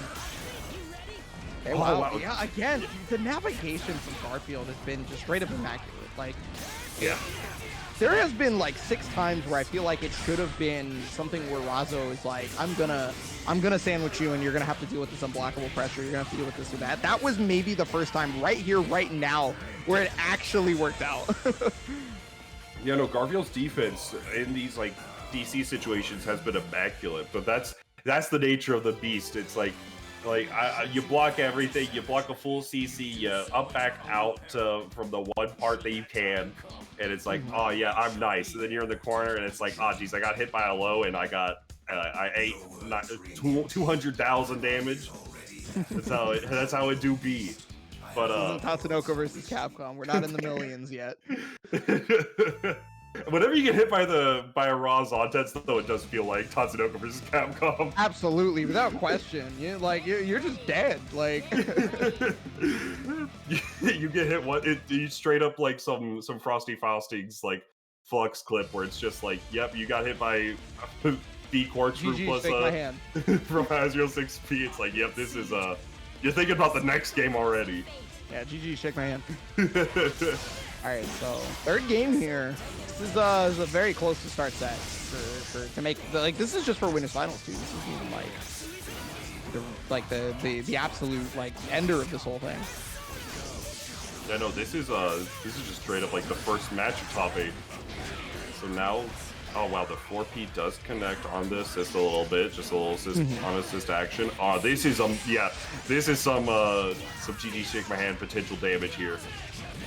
He's gonna be fine for this one, but it's the mix-up afterwards that could change things right here. Okay, oh, yeah. That's an important push block because you get rid of unblockable potential off of Zontet, if at all possible, right? And so that was really, really smart from Garfield. And I mean, look, it's clearly afforded him something great. Yeah, no, absolutely. Getting the opportunity to get things started with the 5P trade was not ready to pick up from it. It is very difficult to react to. Gets that. Ooh, oh yeah, unfortunate drop for Razo, but they're able to recover it. They just spin that little bit of meter to get that last special cancel, and now Merkava flying away. And now just needs to find this one opening to take it to game 4, but Garfield definitely is not out of it. Does have this up, the instant overhead and the way that you can combo off the 6P. Unfortunate drop, but the DP. Oh, again, another drop. There's a lot of drops going on right here. Like Razo has had a lot of opportunities to close out things, and it's not working out. But okay, here we go. 6P gonna combo off of it, and you don't have cross combo, but you do have the bar here. So yeah. There it is. Yeah, just recognizing how much damage they actually do get off of that. Just that one super with the Summer's Advance, and just gain a clean 10k off of that opening. Razo going up 2-1. Okay. Well then. Definitely a chance this goes down to the wire at this point. At least that's how I feel about it. Ooh, going for swapping out the Seth for the Ruby Rose. Going for the counter pick gets the Merkava. Yeah, well, I mean, both of these characters I feel like do pretty well, at least at stopping Merkava's like aerial movement for sure. No, Ruby is always going to be Ruby, so. Absolutely, yeah. And it's also the fact of like, you're going from one like ridiculously strong Adachi team to another. So going right in, but we may not see too much of it if Garfield ends up in the corner. The JC does whiff. Assists are flying and able to get the clip there, but the push block away doesn't want Ruby to get any more damage. Nice use of the JA. Yukikaze got a super jump. Yeah, and you cannot punish that. He is invisible until the recovery is over. So that means you just have to deal with it. Yep. Yeah. Burst just in time. Oh my goodness. Yeah, that's one of the unique things with bursts is that typically if you're around, like if you burst while you have that assist out, a lot of the times that your punish attempts are not gonna go through. They'll connect with that, and it's a really weird interaction. Yeah, unfortunately you have to burst here, and this is gonna be. Oh no, I was gonna say it was gonna be okay damage, but now this is great for Garfield, or at least much better than a dead Ruby. Yeah, and oh my goodness, yeah, Garfield is just like structuring a lot of his offense off of this like just going for like these pressure resets, and then the fact that Razo is push blocking all of it is really calling him out. Ooh, this is a big damage situation here. Goes for the extension. Gonna be able to get like 8k off of this. I'll wait for the. Unfortunately, it started with 5B, so it's actually surprisingly the worst starter for Adachi than 5A is. I know it sounds weird, but yeah, no, 5A is oddly enough his best starter. Able to get that 4P, able to use the cross combo, and like got the meter, fully charged Shipu, no problem to finish that off. That's like a flat 4.3k or some odd. 2 supers worth of damage if you're able to get that full charge, and Sticky Fingers is going to be enough to like get you started. And just like that, 3-1 going the way of Razo. They're going to be moving on into our winners finals. We will be seeing who's going to join them with Puns versus Faded, which should be coming up next. Yeah, so Puns versus Faded, and one of them going up against Razo. Now, I feel like I can no longer count the number of times I've seen Puns versus Razo on 2 hands anymore, but maybe I'm wrong, because, you know, the PlayStation Open has made me see those two a lot more than most people have during the pandemic. Yeah, no, like, I mean, even from just like the PlayStation Open, just any event, like East Coast centered event that they both enter, just like even just watching like whatever, just Discord things like that, whatever they're going to play. It's like, hey, do you want to play a match? Sure. And then at that point, I can't count how many sets they've had on my hands, toes, or your hands at this point. Like they play all the time. So I would not be surprised to see them together at the same time, though. Faded did play really well versus Decatur, so we will have to see how that's going to go down. But if y'all know what's good, you're all going to go over down to that Matcherino and make sure to check it out. Throw some spare dollary dues your way. Looks like we did have Float, well, rather Float, drop a $5 as well. We also do have 26 clones left, so make sure to go over there, log in with your Twitter, you play fighting games, you have one, and then just click that claim code for that easy 20 cents. You play fighting games, you have a Twitter. It's not fine. you gotta have some. If at least you gotta have an account to retweet the tech. But yes. What the? Okay, that is Alex's team. That is Naoto, Shirogane, and Hyde. Going up against Faded, running the same set, the team that he had last time with that Yosuke Platinum. Okay. So I mean, you know what's wild is that they could have ran a mirror match. Like, ironically, yes. How do we know for sure that Faded is on the left, huh? Maybe they swapped consoles. No, but for real though. Yeah, that's a Hyde. You know, it's really funny because like there's been such a long time of Puns playing so many different characters that everybody forgets that like Puns has like a legitimate Naoto. This used to be the main character for Puns. Oh goodness gracious. This is bad. Okay, got out of it. Everything's fine. Much better. Yeah, unfortunate drop here for Puns, but even in that situation, like both Hyde and Naoto don't deal tons of damage, so the happy birthday still is going to be detrimental to Faded, but in that situation, it's not like breaking that like 6K marker more than likely. Well, yeah, but it's the mark that Naoto gives. That's the big deal. Is like also this team does not do damage unless there's a mark on, which in case it does literally as much damage as humanly possible. Tatsunoko versus Capcom damage. Yeah, so it's one shotgun with the Hyde assist, so now you can just kind of set up to go for Hamon. Oh, wait. I think that was meant to be like an active switch, but there was no more cross gauge or anything. Yeah, I don't, well, because whenever you super, you lose your cross combo. So I think that was like an idea that Alex just had like right off the bat, like just like off rip, like yeah, check out this mixtape, but no dice. You can't do it. But actually lost the Naoto because of that opening. Oh wow, try to repeat it to the 2B to catch out Yosuke, but no dice. All right. Yeah. I mean, it's Hyde by himself, and well, I mean, like to be fair, Hyde, you know, a ton of chip damage with level 4 resonance too. So whenever Puns is ever going to feel the need to activate resonance, which shouldn't be for a little bit now, this could eventually amount to just straight up deaths left and right, actually. Yeah, like the way that Puns is playing the neutral, like we were talking about earlier versus Duck, playing that like using the JCs to just contest that airspace instead using the JC as an anti-air bait, and just like that, the JC again just like, oh, you're trying to press a button as I'm falling to the ground, let me JC you for your troubles.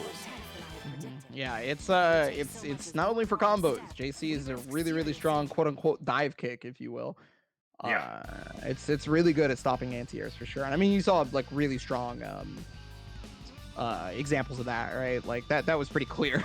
Yeah, like not only did it anti-air bait, it also just baited just the general approach of like, okay, you're falling, I can't anti-air you, but at least you're at this range where your falling buttons aren't going to come out fast enough. I'm just gonna contest you and get my pressure started on the ground, and then it's like, what do you mean that you just checked me for that as well? As well as just like delayed air movement is super good in this game for especially against characters like Yosuke or whatever, where you're presenting this delayed air movement plus the just hitbox around you, where it's like, you try to run at me, try to jump. But now swapping over to the Akatsuki. Ooh, buddy. Ooh, man. The Thunder God and the Wind God. Right? What are you raging? One of them's just flipping around and jumping, the other one's just spinning in the air in a constant state. Oh, but the happy birthday. I think they're both spinning into death here in just about 2 seconds. Yeah, just like that, the overlap, both of them marked, I want to say. I think only Akatsuki got marked there. Yeah. Oh yeah, because the wait, no. I might be wrong. We have to wait till Naoto comes back in to see. But I think Akatsuki was the only one who got it because I think Akatsuki was in front. But I could be wrong. No, I think you actually are like right with that because the marking is just such an odd thing at times where it's like if you're getting the happy birthday, it's gonna hit whoever's in front, but if they're on the same lineup, they're together. It's very specific. Well, we have no way of knowing for sure since Yosuke is dead, so we can't even tell if Yosuke had it or not. But I mean, hey, look, you know, Akatsuki is marked. Yeah, and this is the character who we knew for sure was marked, so gonna be able to get something started here for Faded. Yeah, this is one of the strongest parts about having Akatsuki for this is versus Naoto specifically. Akatsuki is actually a really strong character because he can negate the trap just using reversal action like the whole time, right? And then he can get his invincibility from having them activated by it and just like go in. Yeah, just like that, off of the EX Rekka series gets the mark, and yeah, they're not the maximum damage possible. Come on. Elizabeth doesn't like that, not Naoto, but still. It works regardless, but now off of that pun's showing, hey, I can play whatever I want, whenever I want, and it's going to be a threat right now. 2-0. Leading the set versus Faded.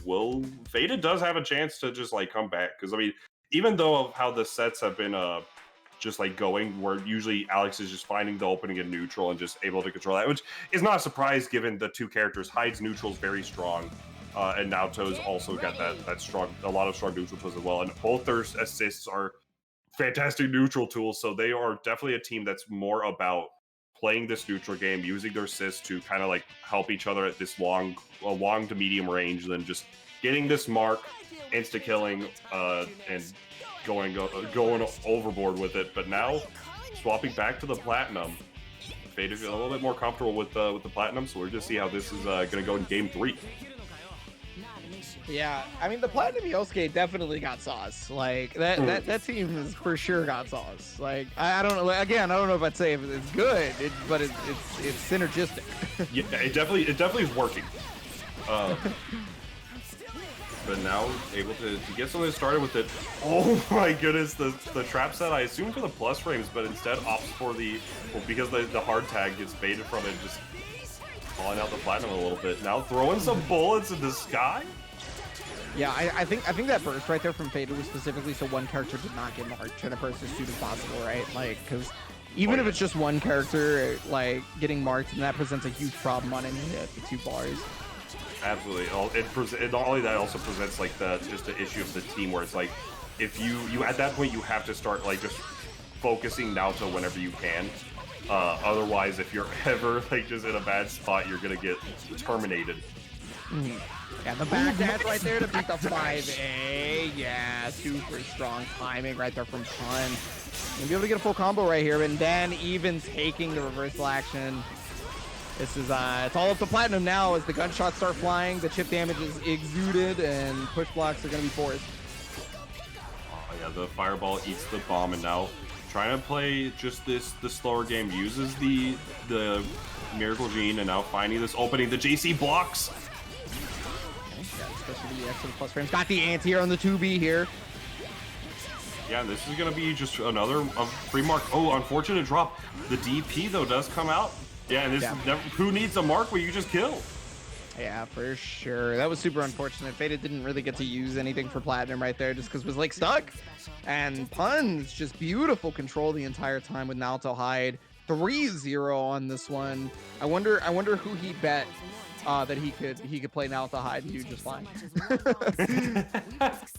I mean, I would not like the way Alex works whenever it comes to like a team is just like ridiculous. Like he'll just say, huh, like I want to know if I want to say I asked him before, but I may have just forgot. But like I feel like he just is like one day is like, you know, comes home from work or whatever, is like, you know what, let's go to training mode. Let's random select. Oh, I got with this team, let's just see if it works. They're like, you know what, it's actually got it's got some sauce.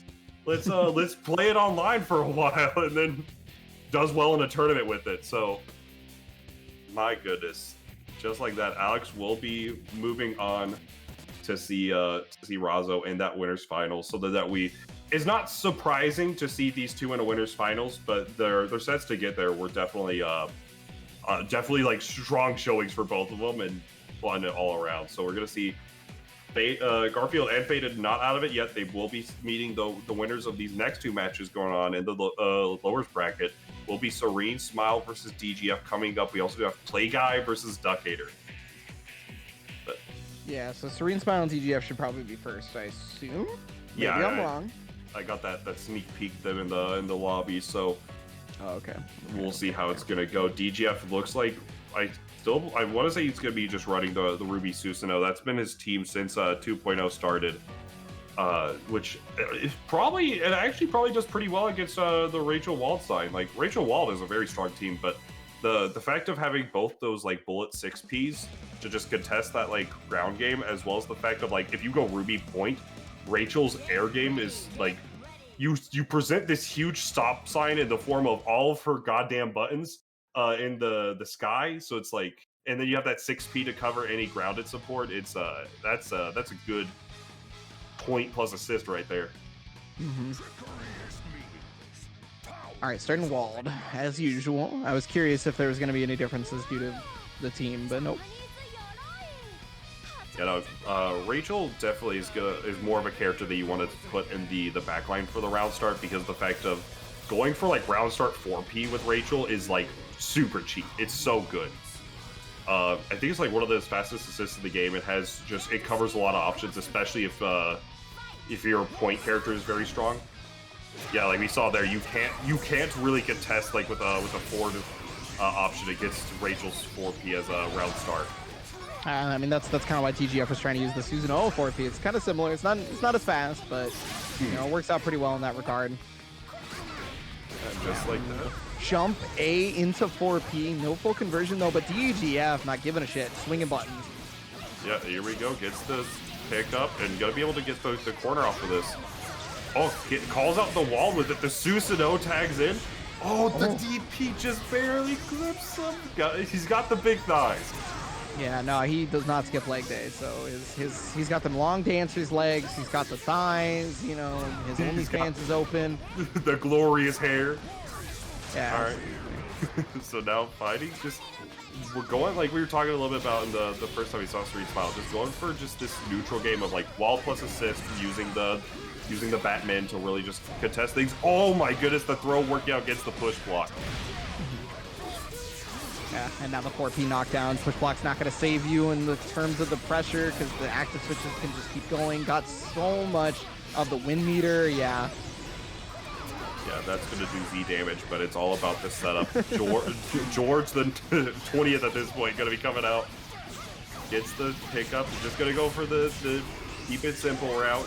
Gets the corner. Oh, but the giant normal from Wald. Yeah, super good call out right there from Serene Smile, just specifically to negate that cross combo activation as quickly as possible. And just like that. Rebellion's flying out. Oh my goodness. He's got that electric feel going on. Gonna be able to block the rock. Oh, but the Rebellion don't care. Oh, the bait on the DP too. Serene Smile's playing like really well against all of like DGF's options at this point. Contesting George? Yeah, I mean, well, okay, look, it's Ruby, bro. Like, yes, Ruby will hit George from 6 miles away and not have to worry about it. Yeah, absolutely. That is facts. Yo, the 6P? Alright, a 6P for a 6P. The way Serene Smile is playing is incredibly slow and not doing a lot of damage, but like that doesn't matter because you can't move. Like it's super strong. Oh my god. Okay, Waldstein almost got a kill with it. Yeah. You know, absolutely. Oh, the air-to-air JC, the DP. Punish? No. Oh, a little bit too slow. I don't even know if that could punish. Actually, that seemed really hard. I think a 4A probably could have made that punish, but you have to, first of all, you have to react. It can't be just like hindsight, right? So like, yeah. That's the hard part is like, first you have to know, then you have to actually make the right button press. It's not easy. And then I love this right here, you know, just get to the top of the screen, shoot some stuff, and then you can switch. And then the opponent can't see Waldstein. Yeah, no, absolutely. That is definitely just a really strong option that this team does have. Using the swords, really, DGF playing at this point has one hit available to him, trying to get something started.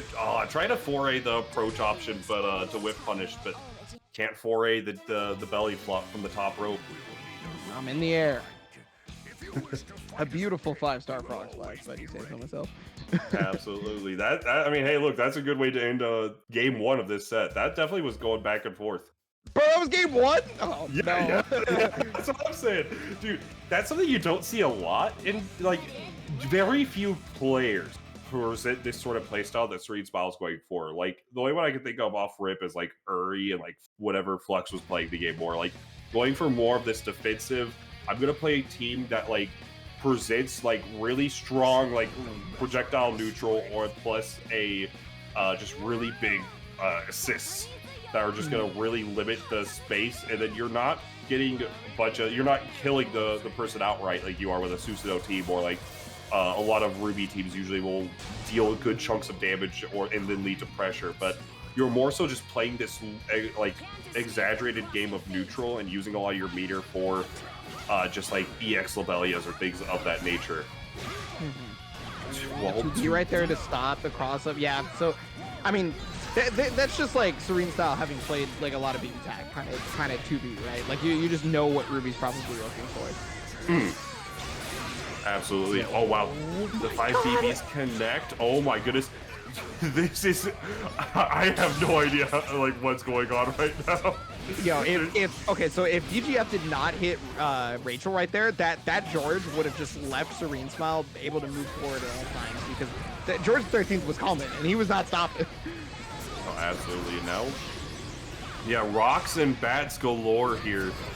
Trying to find an opportunity to get the Ruby out. He does, able to get him out, and now trying to just play around the Rachel here. Finding the opening, not going to be a ton of damage like we did say, but able to get something started with it. Get Wald plus a George is a terrifying combination. Yeah, that's what I was talking about. Like, if DGF did not hit Rachel earlier, that Waldstein was just gonna be able to walk it forward with impunity. It's like zero stopping an actual unstoppable force. Yeah, some Nightmare on Elm Street. So, like, you're gonna be thinking about this in your nightmares. Nah, man, that is definitely some Jason shit. Oh, but not gonna matter. Ruby is down. Instead of Nightmare on Elm Street, it's definitely Jason instead. Like, it's too much. And now finding this opening. Oh, this is. Yep. Yeah, and the laser does connect on both. This is an opening for DGF. No meter on deck just yet, but the level 2 Resonance will give him a little bit. DP does clip him. Oh my goodness. Okay, just lucky for Serene Smile on that one that the Sword of God was not connecting. Okay, TP on it. No punish though. Okay, Forks and Knives at the dinner table. And George the 13th, the cows, and the King Frog are all the dinner guests. Yeah, send it to the barn, and everything in the barn with it just to reset that win gauge as well. And now trying to get something started. DGF going for this slow pressure. Oh, God press. Gonna be looking to, yes. Oh, unfortunate. Take the first. Oh, I thought I saw the jump start up, but no block maybe? No, yeah, definitely it was like the first hit of the anti-air connected on the wall, but just wasn't ready for the burst right there. Unfortunate. And now, just like that, Serene Smile is in a good spot, but DGF not out of there. Does have 5 bars compared to Serene Smile. The little hit is going to connect, and it's going to present a big problem right now. George is out. The DP. Oh, but the unfortunate push block. Oh, but the Resonance recognizing it's his chance, running in for the neutral. All right. This is so scary now because, like, yeah, there was a that 2A. What a reaction on that one from Serene Smile. Maybe not a reaction, maybe just a read. Whatever the case may be, that push block was in attempts to save himself, DGF, because I'm willing to guess that he thought he was still in the air, right? And so he didn't want to get unblockable, but it had already landed on the ground. Yeah, the push block is definitely like a good decision there, but it was just a case of it's a little too late, like where it just didn't really work out in his favor, so he wasn't able to get the punish. But yeah, no, that 2A, I do like that decision from Street Smile, because with Susanoo 2C, you can special cancel from the first hit, which we saw for God Press, but a lot of the stuff, he has to get a really like specific timing to get the frame trap into like a tackle, or any of his other specials, but most of these specials are going to be minus on block unless they are sand kick or God Press, in which there's just so much time of startup that you can just buffer, just OS that 2A, so that way you're contesting if they go for a cancel that's going to be threatening, and for the most you're risking is like a tackle starter, which is not going to be too much. All right, now into this game 3 though. Serene Smile going up 2-0. Will DGF be able to come back from this, or is this going to be curtains for the tournament run? We're about to find out. Gets a lot of the neutral start, and just off the small clips that we've seen, like that Ruby is bleeding. Yeah, that Ruby is definitely bleeding life right now, and he's gonna get some of it back. But I mean, Susanoo is gonna make up for it. Basically, what is paid in blood will have to be repaid in blood as well. To the window, to the wall, on the knockdown. But yeah, we're gonna see now exactly how this work out. Nice use of the DP, just able to end that pressure. The JA whiffs just barely and able to burst, recognizing there's no assist gauge to worry about. Baits the DP. Oh, unfortunate, not fast enough on the punish, amigo. And now, just like that, we've seen this time and time again, setting up the neutral, a George plus a wall. Frogs and gorillas alike gonna be able to get in here. The classic cross-up situation from pretty much every Ruby plus any character. Yeah, and now able to get a little bit started here. Baited it out. Oh, no cancel to the 2B, unfortunate, but now we're gonna be able to get the counter hit off of the belly flop. Yeah, this was off of 4A, so a little bit less damage, and I know that's funny to say when you're playing Susanoo, because it's always gonna be at least 8K. Yeah, decides to cash out just that little bit of bar, using the CC with it as well. Isn't going to be able to kill here, but it does set up for a next touch kill situation. Try to bait out anything from Serene Smile, but no dice that have paid out for DGF. Ooh, that combo! Your reaction? I was prepared to say drop, unfortunate drop, but Nice. Oh god, that was one for the ages for sure. That was some cartoon bullshit. But another cross up right there, DGF. Yeah, hold on. Wait a right minute. now. Wait, hold on. Can you combo this whole thing for full screen? I think you can. Oh well. Unfortunately, dropped it, but yeah, I'm almost certain you can actually combo that from full screen. I've fought Liz enough to know, like Diddley enough to know you can absolutely combo that full screen. It is painful to lose to. But now getting the Bard is out. The Spirit Halloween's out here. Damage that was. God damn. This character's cheap. This character's mad good. Why is Rachel broken? Yo, okay, that patience from Serene Smile is amazing. Not falling for any throw baits whatsoever. Just staying nice and vigilant, honestly. And yeah, you got to deal with the Georges. Yeah, the young royal family coming out to play. Oh god, don't get grabbed. Whatever you do, or hit by anything. Period. Yeah, gotta be. Oh, I gambled on the DP, but DGF trying to go for a jump. Oh, all right. That hit stop is wild. Yeah, no, I straight up thought he died somehow. I was like, wait, what? Oh, nice block of the overhead though. Super good from DGF. Yeah, has played enough CF to know. Absolutely, yeah. No, this is definitely some like I've dealt with you. The worst. That should do it. Oh my god, dude! That God was out of absolutely nowhere. What decision making? What incredible decision making. Oh my! God Press is that move that I will always describe as like you're good. you know that God Press is here. You know that God Press is reactable and it's not a threat. Nobody's going to use it. And you're thinking all this while you're going from the left side of the screen to the right because you got scooped.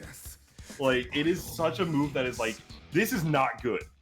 But no, so nobody's going to use it, which is the threat. That is a damn lie. Don't you say that shit to my face.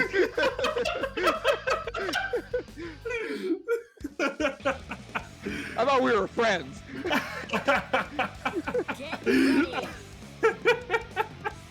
I mean it's not that it's not good. It's just that it's super slow, right? Yeah, like as in like it's easy to react to, but because the fact that it's like on the of things to react to, it's on the back burner's back burner, so you're never ready. Whatever you see that stance get assumed.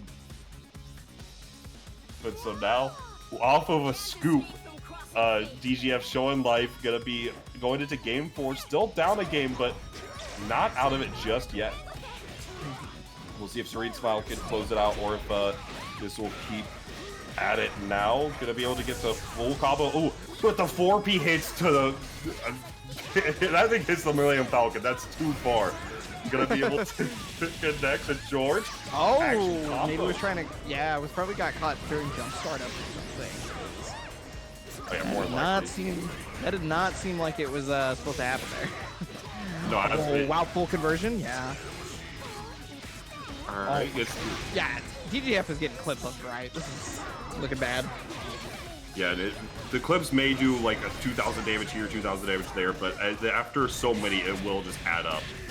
God, okay, there it is. Sweep is 2 hits, luckily. Yeah, that worked out very nice for DGF. Oh, ooh, CC? Yeah, you have a... No, I don't think that kills!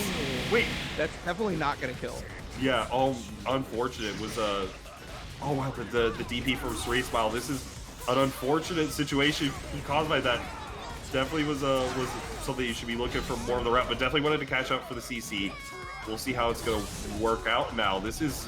Both characters are just like one unfortunate clip away. That may change the tide of a lot of things here in just about a second. Oh, try to bait the burst, but no dice. DGF with the discipline. Needs to get the walled, finds it. All right, now it's just down to the Rachel. Does have level 4 resonance though, but has to deal with the... Oh, is that punishable? Oh no, DGF killed himself. That's it. Yeah, that is an unfortunate situation to say the least. Like, the pause on the God Press, you're like, okay, I gotta defend myself. I'm just gonna call the Ruby 4P, and then just a little off the mark. Unfortunate circumstance from DGF, but Serene Smile will be moving on in this top 8. We'll have to face Faded in the losers quarterfinals. We will be having Play Guy versus Death Gator coming up, but we also need to talk about the Matcherino. Yes, we had some people helping out with the Matcherino recently. We had a $5 dropped in there by Kion. Right there, you guys can see that. And not just a $5 though. Got some extra stuff in there, meaning maybe some of those quests were hit by Kion, which you guys can hit as well, because we also have not just the quests that were hit, but we also have free codes, completely free. All you hit is the well, you can't see it on Guzman's screen there. You hit the claim code button that is currently grayed out, right? And it says 22 of 50 remaining. And yeah, there's 22 of those free codes at this point, right? So you can just drop that into the prize pool, no cost of your own. You just log in. They made it even easier too with the most recent Matcherino update. You don't have to know the code. You just press the button after logging in. There's no more copy paste. You don't have to know none of that stuff. But yeah. And then also, of course, there's also the Twitch quest, the Twitter quest, the sponsor quest, etc., etc. And then there is the marketplace. Ooh. We got Vortex Gallery t-shirts on the logos. We got the actual logo itself. We have the mugs, and we have the zip up over there in the top right of the marketplace there. And so that not only helps out with the prize pool, but it helps out with the Vortex Gallery staff, who, like I said earlier, was putting on 11,442 trillion tournaments these past couple of weeks. And so, help them out. Just recoup some of them losses. Yeah, no, like you were saying earlier with at the start of the stream, we talked about if BBTAG has happened yet. I was like, oh, where's the bracket for that? I'm curious, and I just looked. It says view all 81 events on the Smash GG, and I'm like, I'm sorry. Oh yeah, they're just running everything. Like if they can think about it, if it can be played online using a system where there is one winner and one loser. Yeah. Well, except for Mahjong. Except for Mahjong. But dude, like they're running everything. So make sure after watch this, I'm sure there's gonna be other. I'm sure you could go over to the Vortex Gallery like Twitter page, and they're gonna have like a schedule of all of the events. But make sure you're not going anywhere just yet. We do have Duckator versus Play Guy, the Gamer 70 coming up. Oh my God, it's gaming time. Man, yeah, so winner of this fight's Garfield, the one whom only has fallen to Razzo so far. And then did you just mention the DQ that just happened? Because Fada just got DQ'd. Yeah, I just saw that after doing all that. Yeah, no, Fada did have to DQ, so we will. I do believe that means Serene Smile will be playing the winner of these three. Between the winner of this plays Garfield, winner of that is going to be playing Serene Smile. Oh no, and then taking the burst already. Play Guy. Well, okay, never mind, hold up. And you know, if that damage doesn't kill Ragnar, then he's a full life character. You know, absolutely. Gonna be able to heal a lot with the buffs that he got in the 2.0 version. And now we're just gonna be able to get a little bit pressure started. The 6Ps, the lockdowns in there. Play Guy with a good showing so far. And the JA is gonna whiff on that back homing. And actually found a time to burst properly. Play Guy. Okay, and then there's the mix-up right there, but the reverse action to get out, also catching what may have been a back step or jumping out or something. And that's gonna kill Heart on this. My man's gaming. Like Play Guy's playing this really well. Did you see the PSN tag? The Gamer. Oh, what a 2B though from Duckator. Hold up. This is Red Axe, and with that amount of life total on both those characters, this could just straight up change. This could be a different game here in about a second. Now, Grey Axe obviously after the super, so that's unfortunate, but great block on the overhead. Yeah, not contesting. Oh, not the second. Yeah, the second hit of that is the overhead. Gonna be dangerous, and now here we go. Just gonna be back to this neutral. Both like Weiss definitely is gonna be the character with a lot of like better neutral pulls than Labrys, but does have the fact of like Duck's just knowledge of the game and lots of experience versus like Weiss as well. It's just gonna be enough for the EX knuckle into the air dash confirm. It's just enough.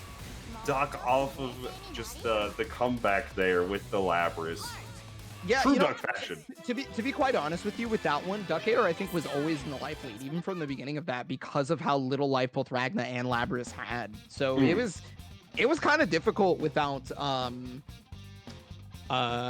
was kind of difficult for Play Guy to be able to make that comeback without actually being able to exert that 2v1 dominance. And well, I mean, you know, with Ragnar getting hit pretty much almost immediately after Labrys was by herself, it never even got to happen. Yeah, it was definitely a case where like if Play Guy was able to get like it's just able to find that one hit and then just use the fact of like a assist pressure plus CC, get things going. That could have been turns for Duck, but like you're saying, that life advantage playing out in his favor and able to get some kills. But now had some good defense in the first game and played the neutral really well for Play Guy. So we're gonna see if that's gonna be a factor here this game too. A rush punch is gonna connect. And using the EX cancel, that's going to be a chunk of change. Plus the mix up, but a little bit too early on the CC. That's really unfortunate, yeah. Because of the CC activation, that Play Guy got to recognize, hey, oh, this is an overhead. I'm just going to block. That was some Family Feud. Like, name a move that is an overhead. Good answer, good answer. Kill! Alright, but now we're gonna be able to get the pressure started here. Ooh, this mix-up is ridiculous, actually. I mean, there was only really one mix-up on there. It was just that there was so much block stun, right? Like, yeah. Oh, went for the DP combo. Okay, real talk. I barely see anybody ever do that combo, so I'm very surprised. You can combo off of Heart's DP that low to the ground. You remember how Yang used to combo off of her DP? It's very similar. It's almost the same thing. It's just that, you know, we figured out that Yang doesn't need to do that combo whatsoever. Yeah, absolutely not. It's just a little bit extra, but That bag homing just got Play Guy clipped, and now any sort of hit here could be dangerous. You are on the other side! Yes, that is the power of homing attack right there.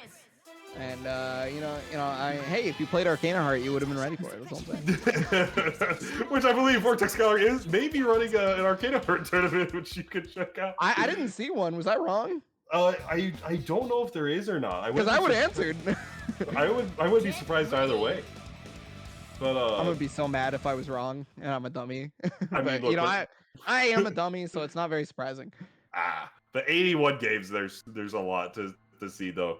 But now 2-0 right now. Duck Hater doing good work. We're gonna see if it's gonna come to a halt with Play Guy or if he's gonna run away with a 3-0. We're about to find out. All right, so off the round start, the back homing with the assist, gonna be able to clip him real early. I'm personally just like too afraid to contest part of round start because of back homing. Like even if like you clip the assist, she might punish you for attacking. Oh my god! The 5C was detected and Zolro was fit to play. The game was trying to process the activation of 5C and was like, yes, of course. Yeah, so many if-else statements in the 5C. If netcode equal good. And that's how you make good netcode. That's the programming language for making good netcode. I would know. Hire a Marxist.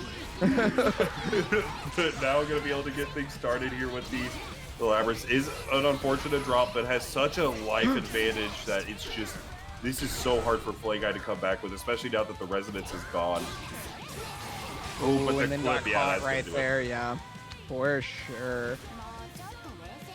Not a perfect. Got to keep that in mind, but it is a 3-0 to close out the set with Play Guy. Very good stuff. I haven't seen Play Guy play before, but that was really entertaining. I'm glad the internet. I'm glad he played all these matches and put on a good show for everybody. Yeah, Duck Hater super strong in that matchup. Play Guy showing off a team that I don't think we know of anybody that plays anymore. This team, like if at all, period. Right? Like that. So.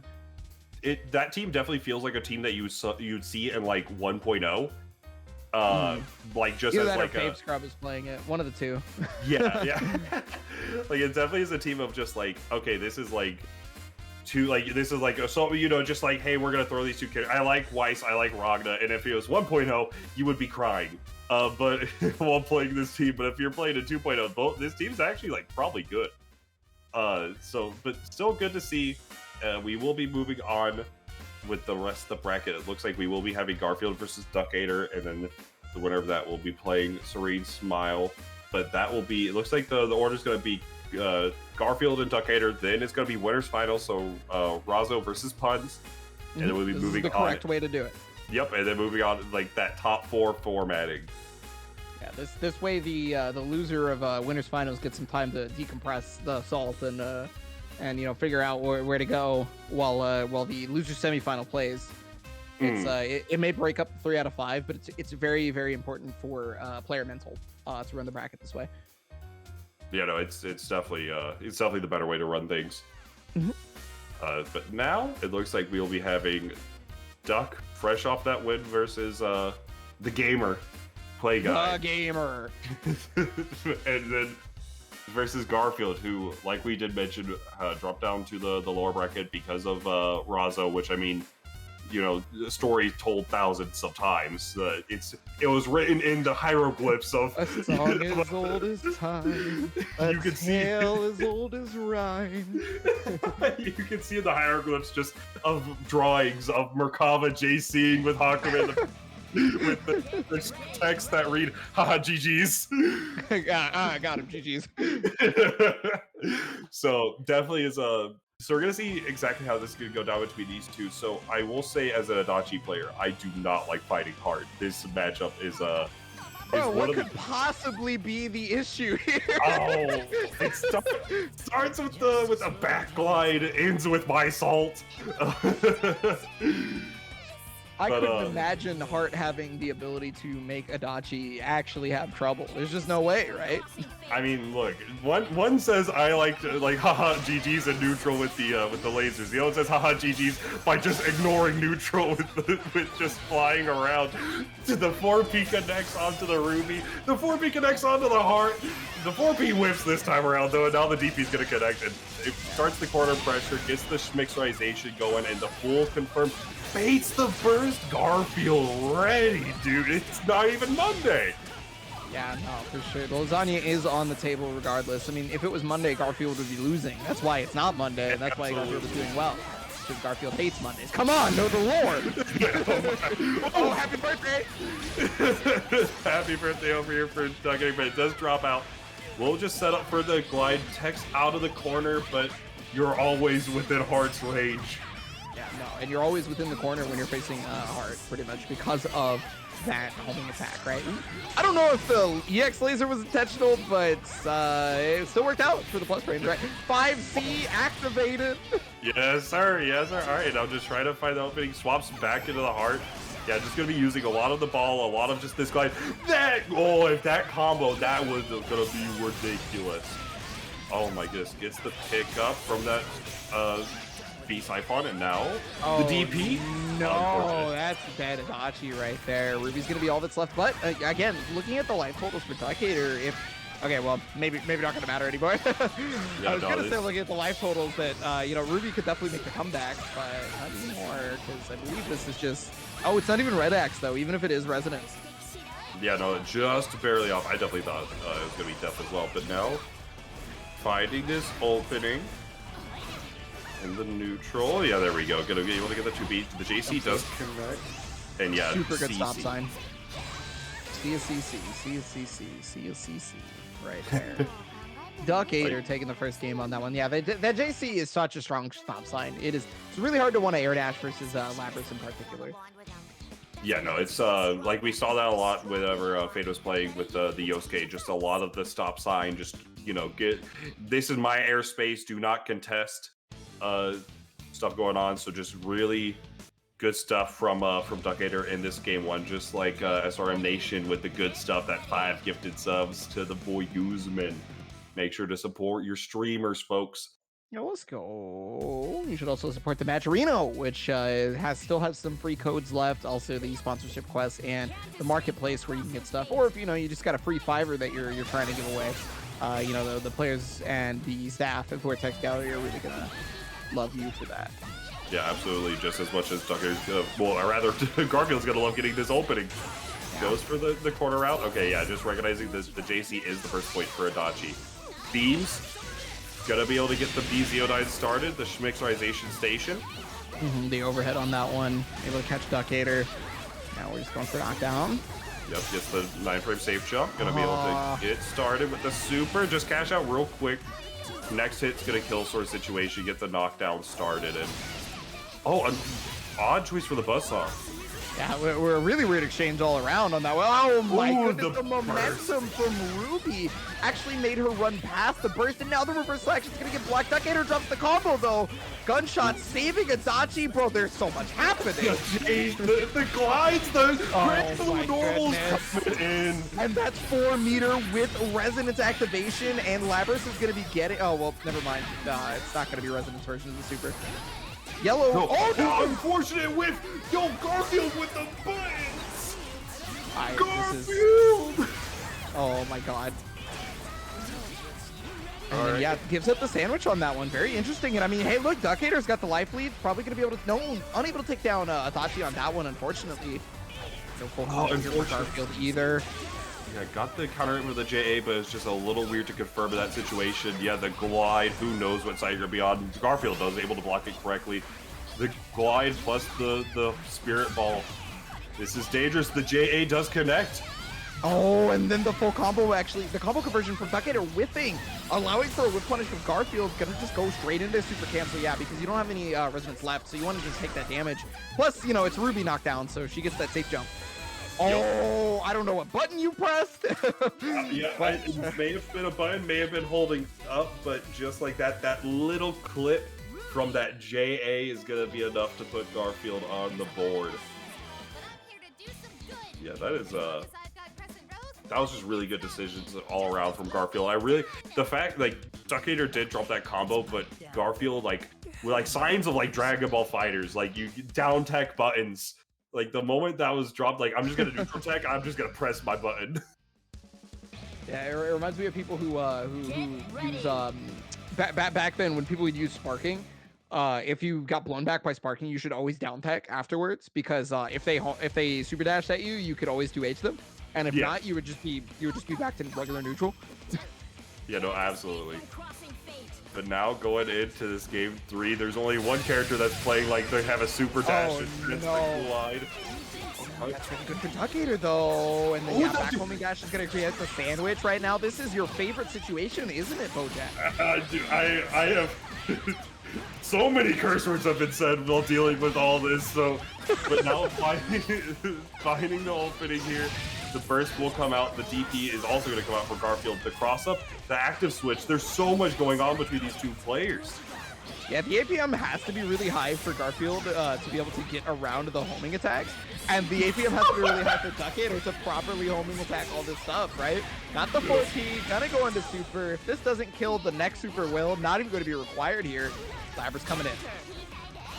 I know, and just like that, now finding this chance, the 2B will come out from Garfield. The burst just gonna come out, recognizing all of the jumps are gone. This is my time to shine. Spirit balls galore. Zoning is cheating. Finding the opening, and unfortunate drop, missed the jab pickup, but the Grand Blue normal is gonna come out.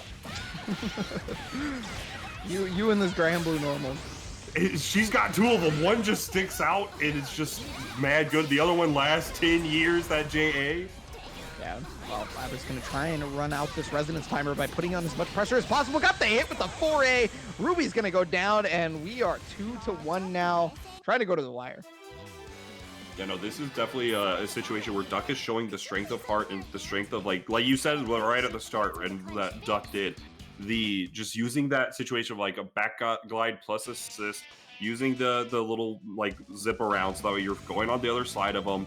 It's an anti-air situation that's invulnerable, that lets you CC and get a sandwich situation. It's pretty all right, in my opinion.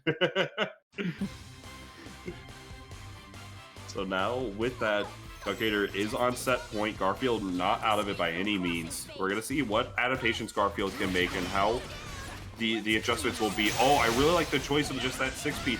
Oh, but the JA is gonna break the normal and hit from behind. Oh my goodness. Yeah, it's gonna be a full conversion. Yeah, alley-oops to yourself, the young Larry Bird for sure. 4P sandwich time. All right, what's it gonna be? It's gonna be super activation. Yeah, it's gonna be a super, and just for the extra oomph, Heart's gonna push Ruby right into it. All right, but the pickup from Labras here is gonna be a good bit. Oh yeah, I was trying to set up a sandwich situation, but good burst from Garfield. 5C detected block. 5C? Wow, yeah, no, I mean, Duckator definitely detected that 5C. Yeah, absolutely. And now, oh no, happy birthday for Duck, able to get both Garfield and Odie in the combo. Oh, unfortunately, John's not going to be able to save Garfield or Odie this time. And the sandwich is activated. No, okay, didn't have any more cross games. That's about it. Reversal action comes out. And, I mean, look, if you can take out Labras right here, this is actually pretty doable, I think. Yeah, no, absolutely. This. Oh, good lord. Oh, yeah, but it's unblockable. Oh my god, dude. Bro, okay, name how many times in your entire life you have seen a Dachi reversal action actually arrow blockable somebody. Understand, Mr. Plague. I am cursed in this game. It happens too much. But fighting this open. The glide, JP. Adam, that's not gonna hit. Yeah, no, that Adam Smasher got cooked. Just like that, Duckator is gonna be able to take it 3-1 off of the. Just fighting that opening, the back glide invul is gonna pay out yet again with a solid play there from Duckator, knocking out Garfield. You know, it may not be a Monday, but it just wasn't his day. Starting to feel like one. I'm starting to confuse my perception of time at this point. Yeah, I mean, well, so Duckator's gonna move on. Gonna have to play Serene Smile, but we gotta kick it back up to the winner's side. It's gonna be Razzle versus Puns. Tails told us time. A song as old as rhyme, Razzo and the puns. Yeah, through the fire and flames, they carry on. Yeah, do do do do do do. So let's go see how this works out. I think like here's a funny question for you. All right, give it to me. What teams are they gonna play? I don't know. Yes. Exactly. Yes. They can play whatever, and it'd be like, oh, yeah, they probably have that. The answer is yes. I think Puns is gonna pick. Excuse me. Razzo is gonna pick Leo Weifang, and Puns is gonna pick Tekken 6 Jin. And plus our Anji, not even Strive Anji right now. Yeah, plus our Anji, and then Razzo doesn't even need the second character. He's just got just. I need Puns to get off of his current team immediately. Alex, what is wrong? Hold on. Why is this a problem? Explain to me. This team is ass. You think? Okay, I disagree. Do you want to know why I disagree? Because it has Hilda. Because it has Hilda on the team. I do not like this team. But look, here's the thing. I could say I don't like X team, and Alex would be like, "Oh, you don't like that? What if I played it and won, and then just made you just smell whatever you're cooking?" Like he's he would do that. But now we're gonna see if he's sticking with this, if he's going with it. I know he did say on the the esports league that one of Alex's greatest achievements was playing Azrael footsies with myself. So maybe he's trying to play Azrael footsies, but with Razzo instead. And maybe Razzo's also going to pick Azrael. No, I'm going to go with the Azrael versus that's what I thought. That's what I thought. The second Puns locked. It was definitely a lock-in. There was no doubt in my mind that this was real. He's doing this to curse me. But we're gonna see how this is gonna work out. I'm not a big fan of the team for like just the general synergies with Azrael is gonna be a little bit weaker. The general, from what I understand with Hilda, a lot of the general bits that she wants aren't really gonna be there. But it is still a team that you still are running the Hilda 4P. You do have that long range with the chance of doing like Hilda JB plus Azrael 6P to force a Europe block stud. So we're gonna see how it's gonna go with this, or if the team is not going to be able to get played because the fact that both these characters do really well against all of Alex's team. Oh, unfortunate drop. Nah, bro. Hakumin doesn't do well versus Azrael because Azrael's got the health to survive. It's fine. Don't talk to me. It's fine, bro. Look at this. Look, it's not even gonna kill, bro. Look, he's not half of his life. Yo, he blocked that. Just check. And there's the whip punish. Oh my goodness, that dropped. Hold up. Unfortunate drop there from Alex, but the JC plus 5D tried to go for the throw, but a little bit too far away. Throw counter of its own. Yeah, the JC is going to be very punishable. Okay, so pets, and then we're just you're just trying to go for the side. What? Excuse me. Wait for the rebeat to try to beat the option there, like the burst, but. A little bit too early on the super, and now we're going to be able to get this pressure start. Tags Azrael in, and yeah, the Gustav 6P does not exist with this team. Sticky Fingers does not matter to a dive kick.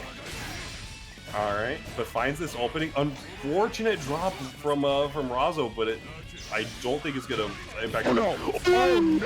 He has no meter though, so it doesn't matter. Okay, never mind. Okay, everybody breathe, because that was a dead character otherwise. Yeah, no, one bar was actual death. All right. Okay, I was like, when you see in the corner. All right. Yeah, cross-up Growler is a little bit better if you have the assist, but unfortunately did not have it available anymore because the cross gauge ran out. Got the bar for this. Probably not even gonna need it. Okay, yeah, do the air super. Whatever. Slam dunk. May have not needed it, but wanted. You got to get the style points. It's like Tony Hawk. Do you need to do an ollie 13 times one place? No, but do you need to get game one just to make sure? Yes, sir. Absolutely. Yeah, that Puns had to use so much meter on everything but Azrael stuff that like the damage just did not exist there. Yeah, no, like this is a case where against Merkava, Azrael's going to struggle a little bit. Against Hakumen, you can argue if it's it's going to be more even. But against this team specifically, I'm getting flashbacks against Fame and Razo, where I'm like, dang, I just got no meter. And it's the fact that both Azrael and Hilda are using a lot of EX moves to do what they want to do. So you're gonna run it. You're gonna run into a lot of economic issues with your meter. So now, just like that, Razo will be taking game 1. Game 2, we'll have to see, because with all that being said, if Puns does find like that one hit, like punishes one burst, like granted Hakumen, is Merkava a 18k character or whatever it is now? No, I don't think so. Yeah, I gotta check now. I'll just check for you. Yeah, absolutely. Thank you. Yeah. So, yeah, 17k. 17k. Okay, so it's gonna be the case where okay, he's going for the optimal my stuff. god. Yeah, that wasn't the optimal stuff. That was a reset, bro. That is the optimal stuff. It didn't kill. Oh my god. Yeah, dude, Hakumen, he's got that thick 18k, the 4p. The Gustav doesn't connect on the 6p. He eats 4k on both characters. Though granted, it is he does have a lot of life right now to work with. It's not going to be the end of the world, but why didn't you just absorb Shifu though? Like, I don't understand. Like, you can just growler it. Like, I don't know if you can if it's the first part, like if the sword part hits, if it counts. No, it's all projectile. You're good. Like, you can just absorb it. Yeah. Sheesh. All right, but finds that block. Gonna be able to get the advantage here. The burst was call the assist, try to get the pickup, but they was able to block anyways with it. Very good stuff from Alex. And now, no, yeah, this is unfortunate drop. Has to see to protect Azrael. Oh, Azrael can combo off this. Yeah, unfortunate drop right there though. Yeah, and the cross gauge is out too, so couldn't even. Oh my god, dude, these reversal actions are killing Puns right now, and the blue beat and everything. Yeah, this was definitely unfortunate for both sides right now, but getting the era blockable now, this is where the magic happens. The Resonance for Azrael, both sides, any hit is gonna kill, but where is... Don't whiff anything from full screen. Do not. Yeah, on both sides. Button. Like, both sides are gonna be dangerous with it. Oh yeah, the glide gonna be a little bit too, the hitbox a little bit too high up to interact with that 5A. But where will the mix-up come from? On the Sentinel. It's airborne, ladies and gentlemen. The throw bait of the Sentinel. That is one of the good counterplays. That's how you know Razo knows the Azrael matchup. That's the fact that you can tell, because you can, whenever you're dealing with like the dash situation, you can reliably throw him out of the dashes. But Azrael can always cancel it to Sentinel. Like, do the startup to the dash and then Sentinel it, and it's airborne. And then GG shake my hand. Shake it. So we're gonna see how this is gonna go in game 2, or game 3 rather. Yeah. Looking like the long haul for this winter's finals. Yeah, this is we're gonna see how this is gonna go down between these two, because it really is anybody's game. Yeah, it's a wonder about like when is the character switch gonna happen, right? Because like Puns is thinking they're doing well enough with this team at this point, because they've already taken the game, right? Yeah. I don't know if there will be a character switch from Puns. If anything, I would expect like it may be like going to like the Kanji +1. Wow, I was not expecting the 5P to actually get the combo there, but the fireball is gonna combo from Razo. Unfortunate drop in the corner. Oh god, not again. Yeah, this is gonna be a lot of damage. Yeah, able to get the full combo this time around. And then this is just a setup.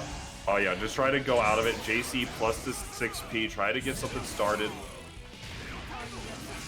Alright. Just gonna let this happen because, oh, but I like that. Yeah, Azrael's gonna be able to get the mix-up off there. Okay, do we go for the mix-up again? Or... Yeah, try to... Oh wow, baits the super.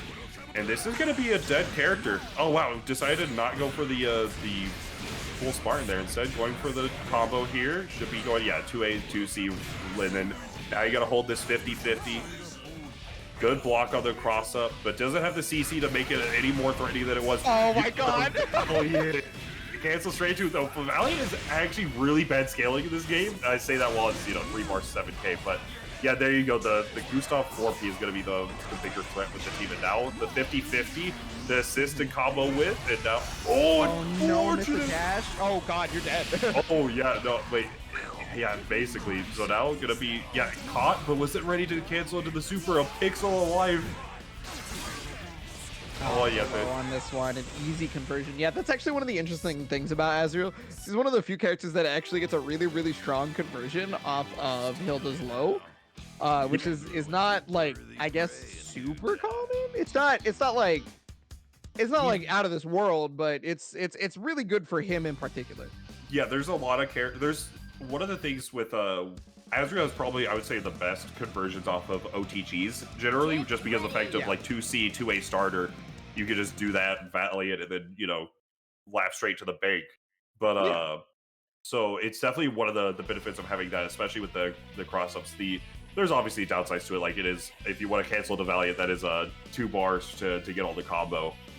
But it is still, whenever you have that meter to spin in the situations where it's going to work out, it is really good. All right, 2-1, and Razzo on the same team here. So I guess we're getting no character switch from Razzo's side, period. And then if that's the case, then I mean, I guess there's a chance that Puns might not switch either. Yeah, I could maybe Alex, but I don't, especially after like going up to 2 games. I don't know. I don't think you're gonna switch at this point. Oh, unfortunate. Went for the 5As.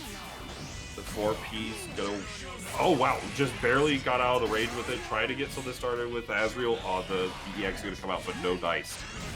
Yeah, great patience too from Puns the entire time. Azrael basically did hardly anything like button-wise and stayed alive the whole time. And now it's like, yeah, I was looking for the burst on that one, and now you're just mixing up. And now no time for Razzo to burst. It's all on Merkava by themselves.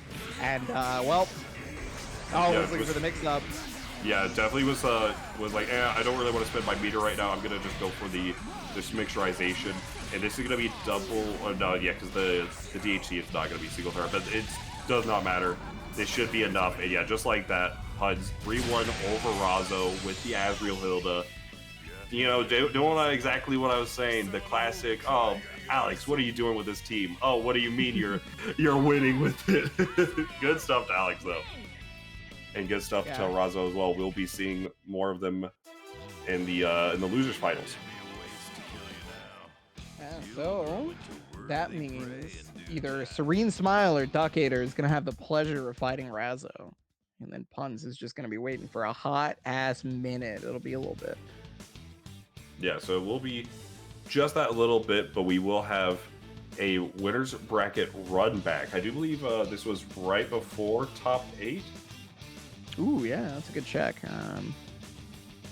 Yeah, this is that was round 1, right? Yeah, that was one of the round 1s that actually did get to be played out. It was Duckator Street Smile. Duckator took that one 3-1 in a good set. So we're gonna see that run back, see how it's gonna work out between these 2 players this time around. Will Duckator run away with it again, or will Serene Smile be able to use this, like the zoning playstyle that we saw, to the most effective nature of it, and be able to just control Heart?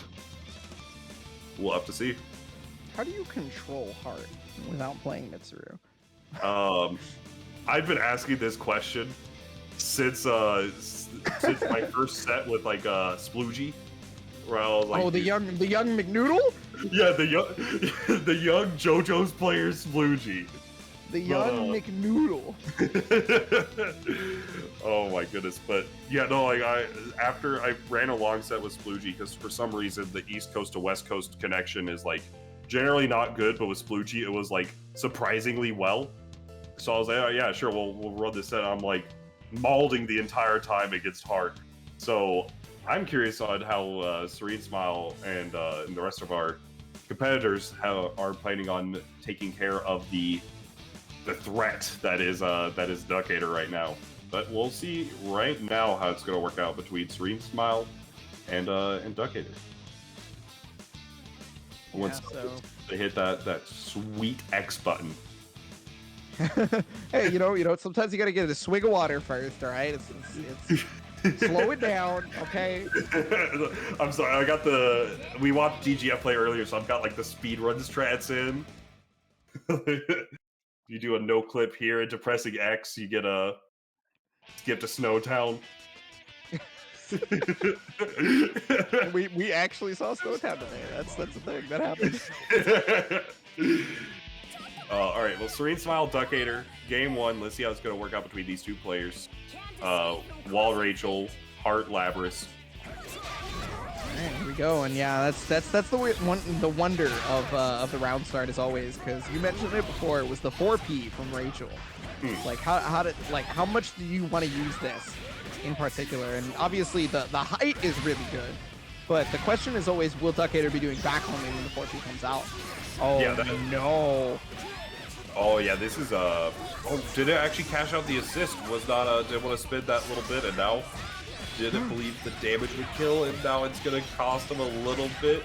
Gonna be able to get something started on the side of Duck. Will get the active switch, gonna get that health bonus as well for the active switch, and now Freezeball has to spin that bar to push block out. Labras is in the air, the Flabellias, the 2Bs, rocks and bats. Look like an Aussie concert. Oh my! And bears, oh my! Oh, oh my. Yeah, I had already hit the 5B in attempts to like keep the block string going, not recognizing that it hit, so couldn't actually fully combo off it. Duckator's gonna be happy about that, but Serene Smile's gotta make the neutral go back into their favor at this point. Yeah. Here we go, gonna find, yeah, gets the opening with that J, I wanna say. Now we're gonna get the full pickup. Oh, overhead on this one, yeah. This could very well be a dead character, and yeah, Duckator recognizes the situation that they're in, that, you know, a burst could come immediately, right? So the super, and you kill either character. Yeah, just like that. Very just good recognition from the axe levels of just recognizing, hey, this is gonna kill no matter what I do. Ooh, what side was that on? What side was that on? It was on the winning side right now, because Duckator's gonna be able to spin that last little bit of the bar, gonna be able to take the first game off of the most ambiguous of mix-up. My goodness, that's some schmixerization station right there. I'm gonna take a guess and say it was same side. That's my guess. You see, that's where we differ, because I definitely was blocking cross up. So one of us got hit, and it could have been both actually. We both got hit. Yeah, exactly. It was actually, this is, man, see, the problem is I can't say it now because you already know it's a joke, so I'm just gonna have to preface the story. Back in Marvel 3, we used to make a joke about Y-axis unblockables. That if a move hit exactly on the Y-axis, you couldn't block it because it was both sides at the same time. Yeah, no, it's some nasty stuff going on, but now I'm gonna be able to get the just finding these openings here, like these little like chips from both sides. There's just a party rockers in the house tonight with that situation. Oh no, yeah, now George is here. Yeah, he is here to hold down the characters. Yeah, and immediately Serene Smile recognizes that the happy birthday is present. Got the hit on the Lobelia as well. Bruh, how do you block? Oh my goodness, this is great. This all started from one frog. One frog's dream to approach slowly. Yeah, that frog wanted to be a prince. And has turned out to be a king. Okay, one side is barely getting clips. Another hit, but no full conversion. Duckator's Labras out here fighting for their life. Yeah, just a couple of eyes and ankles just to try to put this neutral into play. Though from the top rope, the bats are gonna cover it. And a George just walking in for good measure off exit stage right. I love it when Rachel wins and George is still on screen, because that motherfucker is still walking. He is still hunting down whoever he needs to kill. I need just a video of George walking and just wide George with that meme of it with the wide booting. Approaching slowly to just control the neutral. Go, my goodness. And so my child went and held down the neutral. And also the Oki. And also the guard string. And also like just also has a hitbox for a reason. Alright, but oh wow. Okay, so now we know. Yeah, the Labras 4P actually does beat the Rachel 4P. That's actually interesting. Oh, but the happy birthday catching both Beauty and the Beast in the combo, but unfortunately Droppo's ready for it with the blocks. EX cancel, but unfortunate. Oh yeah, this time around the DP's gonna work out. One scoop. Yeah, only one scoop of ice cream for me, please. You're probably gonna see some more down the line, but we're gonna see Young George approaching menacingly. Oh, but the laser connects it. At that point, I have a legitimate question at this point. Do you even call an assist if you have George out when you switch? Because like at that point, the only thing the opposing player can do is hit George twice to be able to get rid of him, right? So like that just straight up means like Wildstein can just kind of run forward without an assist and it'd be just as strong as if he had one. But I don't know. That's just a question I have. Yeah, it is a good question, but we can talk about it now actually, because with Duckator closing it out with that combo to get to one, I think there's reason to not call assist. There's reason to, like, really depending on how like, because George is going to threaten the approach on the ground. So if you're trying to either prevent them from pressing like those fireballs that like Hart has, or like even like just the knuckles that Labras can put out, you could use like the 6-piece to try to contest this stuff beforehand, or by the air approach. But and also sometimes, 2 is a date, but 3 is a crowd. Sometimes you gotta get the mob on them. So we'll see. I guess it depends on who you are. Yeah. We're gonna see how it's gonna work on the now with the new invention that Duck saw. Yeah, right there. That's the counterplay to the counterplay. Sure, the 4P is gonna connect, but Wald's got big boy buttons. He's got the claws. Yeah, no, for sure. The new Wolverine game coming out. Oh, okay. Eisenagel. Yeah. These lanes are out. Right, yeah, just watching for that jump C. I like that. Serene Smile is now starting to try and play around some of those like gigantic Labras like stop signs like 2B and jump C. Absolutely, yeah. Just playing the neutral much lower. And now young George gonna be able to force 2 bars out of Duckator. Oh! Ooh, this is big. It's not gonna kill, but it's gonna lead to the next hit. I think that was for sure meant to be a push block from Serene Smile, but unfortunately the way that happened, and oh god, the throw! That was supposed to be a bait, but you mean reverse tick throws? Because that was reverse, right? Yeah, that was definitely, it was a tech on a tick throw, but that's some Strive nonsense. But gonna be able to get into here, just try to throw out these 5Bs. Is gonna connect on the assist though, which actually needs able to cancel into the wall punish. Yeah, the knockdown here. Walt has so much goddamn health left. that combo was literally just to build Red Axe. Like it's definitely like a David versus Goliath type of situation where Goliath is just the amount of health that Walt has. Oh, but then unlucky push block for Duckator's not going to be able to punish that. And yeah, I mean, you're going to take what damage you can on Waldstein there. With the selection out on the armor and then caught with the chain. Wow, yeah, really good hit confirmed, but a laser's gonna do you some justice. And now, let's see how it's gonna work out. Swapping in the heart, recognizing I can throw spirit balls, I can glide potentially with the 6P if I feel comfortable with that. Just really try to bide out this timer. The DP though, aim the ice and angle. Oh my god! To the window, to the wall, to the sweat drop down this kill.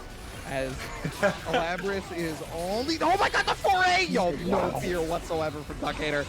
Yeah, Duck has luck on his side from all the times that you said, good luck, little Duck. Gonna be moving on to fight Razzo in the losers finals, knocking out Serene Smile with no fear in these buttons. Absolutely no fear. Duckator, complete Skullgirl Slayer for sure. Oh, absolutely. Moving on to Fire Razzo now. And so that's it. We have only 3 remaining. And so congrats to Serene Smile for making 4th place. Super hard fought. And I mean, it's puns just waiting up there in grand finals from atop the throne, seeing who even has the privilege to challenge at the bottom of the stairs. And then it's Razzo and Duckator fighting as he gets to watch. Yeah, I mean, it's always rough to get double eliminated, double jeopardied. But I mean, hey, at that point, it's a really strong player. There's also just what can you do about it? But you can go over and support some of the sponsors that have helped out Vortex Gallery come through. You have the just 86 Guilty Gear and Blazblue merchandise. Check it out. Use the coupon code VRTXGG and BB 2021 to get 10% off. They got great shirts, all this stuff. I got one that has Leo on it. I hate fighting that character, but man, is he cool. But you also have that. You also have Pinnacle, which is going to be I believe it's Vancouver, Canada. Going to have a $30,000 prize pool across all these different games. Sign up for that good old Blazblue Central Fiction for $750 rather. Strive for 4K if you're into all that. You have tons of good games, tons of good pods to really go through. You also can go over and grab yourself a hitbox to go over to Pinnacle with. Check it out with hitboxarcade.com/Vortex Gallery. You can block on the Y-axis with both ways if you're playing Marvel. You also just good for the hands, good ergonomic stuff. Make sure to check them out, and thanks for supporting Vortex Gallery as always. You can also support all these players by checking out that match arena. Down to the top 3, like we said, but the top 3 get paid out. So if you're a fan of any of these players, make sure to go over to the match arena. We got 21 codes left. Tell your friends, tell your uncle, tell your grandma to hop over to the match arenas, log in with her Twitter. You know she has one, and just hit that claim code. Yeah, and I mean, to get a little real with you, it's not even just about supporting like the top 3 in particular. It's also about supporting the branding of the FGC and Vortex Gallery and stuff, because the more they see these prize pots, the more that they see that people are willing to contribute, is the better things get, because they'll want to work with more and more of these people that have been putting in just their blood, sweat, and tears for all these tournaments. We talk about how many tournaments Vortex Gallery has, over 81 at this point. You can see the lineup on that match Reno screen right there. Do the sponsorship quests, claim the rest of those 20-win codes if you can, and also hit up the marketplace, because now you're going to be killing all 3 birds with one stone, right? You're going to be getting the merch, you're going to be supporting the prize pool for today, and you're also going to be supporting all of these wonderful people at Vortex Gallery that have been working so damn hard over these couple of weekends. Yeah, no, Vortex Gallery, previously Anime Evo, has been doing this stuff for years. It just always hard working, always just saying, oh, these games aren't in your official lineups or whatnot. Let's throw them in here. Or even if they are, some of them, it's just hey, you want to play whatever game that you're interested in, or just TO's come to say, hey, I like my game. My game's great. I want to run Jackie Chan Fists of Fire. So just let me run this tournament, and if you get just this good eye on your games, your community, it's always a good thing to see. So make sure to support Vortex Gallery, support all the TOs, all the streamers, and buy a coffee mug, would you? Well, I mean, as you guys have the time to do that, we're going to be getting into this losers finals here. And Razzo versus Duckator. I know how much you love fighting Leo. And one of the Leo players on the screen. Yeah, no, there's gonna be Razzo's Leo-esque team where it has the overhead that I swear I blocked, as well as on the other side you have the Duckator team, which is gonna be the Heart Labrys. Gonna be dangerous. We're gonna see. I just can't get over that Jackie Chan Fist of Fire as a tournament game, but I gotta. Bro. That's crazy. But it's a fight. What's gonna be crazier is who's gonna be coming out on top of this top 3 losers final right now for Vortex Gallery. Let's get it. Finding the overhead, gonna be able to burst here. It's so they started well with the happy birthday. Unfortunate. All right, it's the glide air-to-air trade. Oh man, I always forget how far Labrys 5P goes. Even if you don't move the camera, it goes real far. Yeah. Oh, and I love the combo choice from Razzo. They just have that slide through with the hilt and then able to swap into the corner. Very good stuff. Yeah, there it is, the Zon Tetsu. This is gonna be 1,000,000 damage. Only 7K, but we're gonna survive. Yeah, it's pretty close. Those numbers are very similar. Yeah. And oh, the reversal action coming out to stop hold. Okay, that's good for Duckator, because at the very least. Oh no!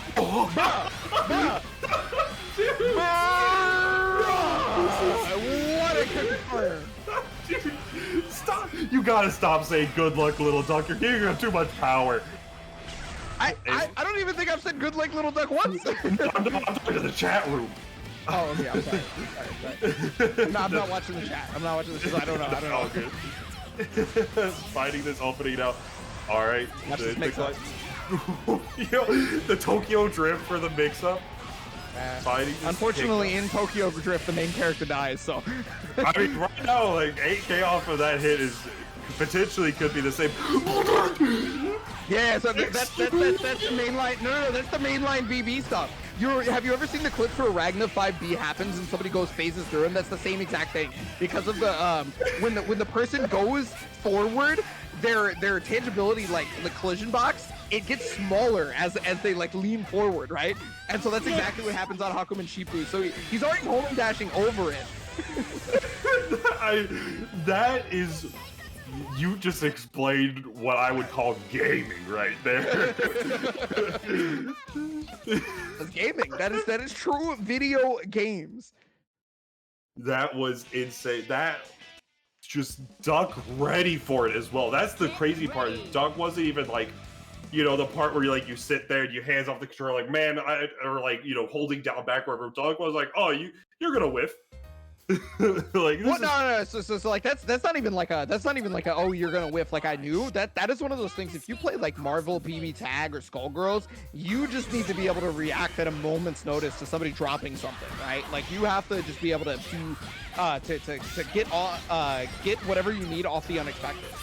Yeah, and Duck is definitely one of the strong, like one of a very, very strong Skullgirls players. So something built into his bones. Alright. Finding this opening here, and now this is just gonna be like down to just got the shimmy on deck. Yeah, does that count as I was gonna ask, does that count as a shimmy? Because that was a little different, right? Dude, that looks like some Nickelodeon wave dash shimmy. That was definitely the cha-cha slide, I think. Look, I'm gonna call it that. But now, gonna be able to get the pressure started, even though you push blocked, you are able to jump out, but the elbow from the sky! Young Merkava dropping the people's elbow on him, and just like that, fighting the kill on the ladders, 50-50. Unfortunate, was not ready for it to combo, and now the Bari will be called out, sticky fingers, no assist on deck. The DP, yeah, get out of there. That's really good, because now you don't have to deal with the rest of the mix-up. You were able to get that in time. Out of nowhere. Yeah, what? That was just. Bruh, that was some horror movie shit, bro. That was. Which one is that? The grunt or the ring running from a mile just down the stairs? No, up the stairs. She runs up the stairs. Merkava's just running down the train station. The air-to-air almost connects on the pickup again, but push blocking out goes for the Resonance Blaze. Now going to be able to find just a lot of meter on deck. Dude, this is the Spider-Man game's not even out yet. Venom's not even here. Yeah, no, I mean, hey, look, if you've ever watched an Arcana Heart match, this looks pretty normal to you. The footsies take place in the skies in that game. Oh! That was godly right there. Using the Clash to be able to cancel into a lower scaling button. Oh my god, Duckator, yo. This is insane. Does this kill? It does, just barely able to kill. Good luck. Little Duck coming up with the 2-0 and a true nail biter right there. That's so good. Yeah, that definitely looked like the Thunder Arcana was chosen for Duckator on that one, because he got the Clash confirm off the 5B. Incredible. I totally missed Arcana Heart. Like if you pick the Thunder Arcana, not only do your moves get more Clash frames, but your dash gets Clash frames. So yeah. So like you can Clash cancel stuff. Yeah, it's super cool. That actually sounds sick. But now flying away, gonna be able to connect a little about the assist here. Was trying to think that Raza was gonna go in for that glide, but gliding away. Oh, and scooping up Labrys. Oh, you double scoops. Okay, two scoops of ice cream. You're gonna need a little bit bigger than a waffle cone on this one. Oh, absolutely, yeah. Went from just open it up right now. Oh, unfortunate drop. Yeah, long reach right now. Gets a little bit of pressure started. Just going for the save stuff. Repeats of the 2A a little bit minus. Gonna be able to get the pressure started. Summer's advanced. This should kill. You have all of this CC to work with. Yeah, they're just double super. Yeah, this absolutely is gonna kill. Second one. Done. Kabam. Kaze. Sansetsuken. Yeah, sir. Gonna be just like that. Razo not out of it. Up with a very clean game, I should say. Like very just a lot of just control being shown. Like Duck was not able to get anything started with any of the characters. Just got that hit and just snowballed that game just the way that that Razo. You see a true Razo nature. They're very good at just taking that momentum and just constantly changing up what they're doing on offense. Like we saw, we haven't seen the empty glide throw at all yet until just now. No. They also empty glide through at the very beginning of that game. True. Yeah. So it's twice in that game. Yeah, and that's the first time we've seen in the tournament of going for the empty glide throw, or at least that I can recall for any of those games. But now, gonna be instant overhead with it and sets up the sandwich. That's the crazy part about that setup, right? Is that like if you can't combo of the instant overhead, you've gotten the mix-up afterwards. Not gonna matter though. Got the this is unburstable even if you have the cost gauge. Yeah. And now tries to set up the sandwich situation. It's a red axe. You gotta be careful on how it hits, but Hakuin coming in from stage right, just gonna be able to deal with that with the parry as well. JB, well, rather 5B just connected. Now gonna be able to get the unfortunate drop. Had the 5 bars would be a kill, but that was a godsend of a 5B right there just to help out. Good lord, that was so lucky. That one in particular got touched by Mori's finger just to make sure that came out. Wow, that DP was hit in something different, but the EX Fireball. Ooh, and then jump A on that one. Okay, so knockdown here. Wait, no, not gonna be able to kill. Yeah, no, that was gonna look for the cross raid, but just not gonna work out. Sticky fingers, and that's just gonna kill. Get snatched the hell up, bro. Like, goddamn. Yeah, like. All right. Oh, and yeah, delay. I really like that option. Not going for the full delay on the incoming, going for that slight delay. So any sort of setup, if you go for like the super jump into the additional super jump, you're gonna flip them for if they aren't blocking. So very good stuff from Duck for that incoming, and that's what he's gonna need to get this comeback started. But will Razo even allow it right now? Blocks on the wave. All right. Yep. But luckily he's able to create his own projectile. Get something started here. All right, the glide, the JC will connect. The DP, that's gonna do it just like that Razo with the good confirm is gonna punish the DP and tie it up. That was definitely easy money confirm there for Razo, and 2-2 here in losers finals. So who is gonna have the pleasure of fighting Puns? Yeah, will Razo keep this just like they have this momentum right now coming off of 2 good games, and now going into game 5, is this gonna keep going, or will Duck like resettle that footing established in games 1 and 2 and just like seal the deal, like just the prolonged 3 games? I guess we're about to see. Here we go. Okay, it's sticking with the same team. Nothing crazy. Yeah, did it? Honestly, the Labyrinth's been working out really well so far. That you don't have to. I don't think you have to bring up that Akatsuki at this point. I think sticking with the Labyrinth is just gonna be your best bet. So let's see how it's gonna work out in this set point losers finals. Like you mentioned, winner of this will have to go on to fight Alex of the Puns. The Pun Clan. So let's see how it's going. Here we go. Last game here. Losers finals. East Coast Vortex Gallery. All right, get something started there. Oh, but the that's a combo. Oh, dude, the sword barely clipped her as she rose. And this is gonna be a nice 9K. And then just gets the Oki as well with the glide. Instant overhead. It's a combo. Oh, the DP active switch, but wasn't able to get a confirm off of it just of how Merkava's DP hit stop wise works. Yeah, I was gonna say, how do you burst this? But Razo actually ended up using the 5P before active switching, so that ended up putting Hakumen closer and saving Labrys's life. I mean, obviously she has to deal with this Merkaba right now, but she may have been dead prior to that. Yeah, it definitely was. Oh my God. Razo making the rest of it. Yeah, with the cha-cha real smooth over to the right and then taking it back now, y'all. Now slide to the left. Yeah, finding the opening here. Duck is gonna be able to get something started with the good route. The blue beat is just there for style, but now, oh wow, it hit the. I didn't know you actually could cancel if it hits the assist as well. If it hits the assist, yeah, it's an incredibly rare situation. And in fact, Duckator could have done like 2A into super jump or homing cancel to get out. That's one of those things. It's like, how do you know, right? Like, how are you ready for that? Yeah, you can't. Regardless of how much you prepare for all these crazy situations, it's hard. I also don't know if Hearts 2A is jump cancelable, so it's like it's Wait, just. but you can special cancel in a homing dash. Oh, true. Yeah, hard. I know, but also to say, off of an odd situation, Razo was able to come out on top with just the comeback reverse 3-0, knocking Duckator out, securing that third place though. Still very strong showing, and now the run back of your winners finals, Hans versus Razo. A match that we've seen more times than we can count at this point. Yeah, this has definitely been seen, heard, watched, tasted, read, assimilated into my DNA.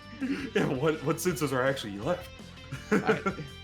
I've only got the 3, right? So yeah, I can't count that high. As real players, what can I say? Look, right, all I got is, at this point, I'm trying to get some just frames out here. But now, let's see how it's gonna go. I do believe we are, while we get the players in the lobby, I do believe we have our one of our TOs coming into the chat. And I do see in the DMs of sorts. Sliding in the DMs, much like the cha-cha. Absolutely trying to cha-cha into the chat room. Here is one of our TOs. Raph, what's poppin', buddy? Everybody, Bojack, Ebonic, great stuff tonight so far. And Guzman, who's streaming, excellent job on the stream and everything there. I want to appreciate these folks who took their time out tonight to help out with the Vortex Gallery production, as well as everybody who's joined the stream, helps retweet, used the Match Reno codes, and supported throughout the night.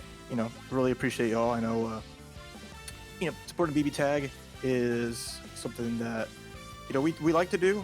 And I know the other games may be at the forefront, but the community's still, pushing what they can and enjoying themselves. So everyone who's still playing or just watching, it means a lot. Big thing is, this will be the last match of the tournament, obviously, with the grand finals, but Vortex Gallery continues on. So please look forward to all the other amazing events that are happening throughout the upcoming weekends, as this weekend has plenty to go through. So just, if you can, support those as well, even if it's just watching or using up those free codes across all of them. That will help the event a big time, and just, who knows what the future holds, but just it's all. What's really the big thing is just a huge thanks, and also thanks to all the people who entered, big time. We had a bit of DQs, as is gonna happen on a Friday, early evening, so it's what it is. But the amount of play is just stood up to what I expected. We just saw Duckator have a heck of a run through, Serene Smile do all their thing, and of course, we have more punts in Raza, which is always going to be one of the funnest sets to watch in BBTAG at any time. So, everyone who played was awesome. No matter how which way you went, or even if you DQ'd, at least you entered. You made the bracket look nice until we had to change things up. But either way, much love to all y'all, and hope we look forward to this grand finals. And thank you again, Bojack and Ebonic, for doing your things. Oh, anytime, amigo. Yeah, anytime, for sure. All right, but yeah, it looks like we will be getting into this now. Razo sticking with the Merkava Hakumen. It appears to be, at least, and now Alex swap into the team. We've seen him run time and time again, be Kanji, Shirogane. The one I would say is like a soft main. Mm-hmm. It's like every team is a top main for Alex, but this is No, this is the real main team. This was the original. This is the OG. Well, I don't know if I could say the original, but like the actually the main team still. Absolutely. So let's see how this is going to go down between these two. Not opting to go for the Azriel Hilda this time around, but instead going for Shirogane Kanji. Okay, and also the clarification, Puns does confirm that this has been the main team since Shirogane was released. Yeah. Well, I'm just saying that's one of the reasons why it might not be OG, you know, because like sometimes you can't play a character if they're not out yet, right? Look, I've been an Adachi player since Second Impact. Yeah, that's my shtick right there. Yo, Sticky Fingers coming through, nice. Gonna be able to block that. Now just gonna get a little bit of pressure started. All right, and yeah, just some horror movie running down the streets. Full conversion though. And yeah, was trying to go for the reset on that one. Unfortunately, not going to be able to catch it. And now you're stuck in the situation. This is truly a situation. Yeah, truly going to put him into a rough spot. But found a way out, found a way back in though. Razo with the Zontet starter, this is going to be just so much damage. And then able to get the, okay, just obstacle for the super. Going to be able to get the glide OP from here. And not afraid of the DP whatsoever, but DP of their own, rather.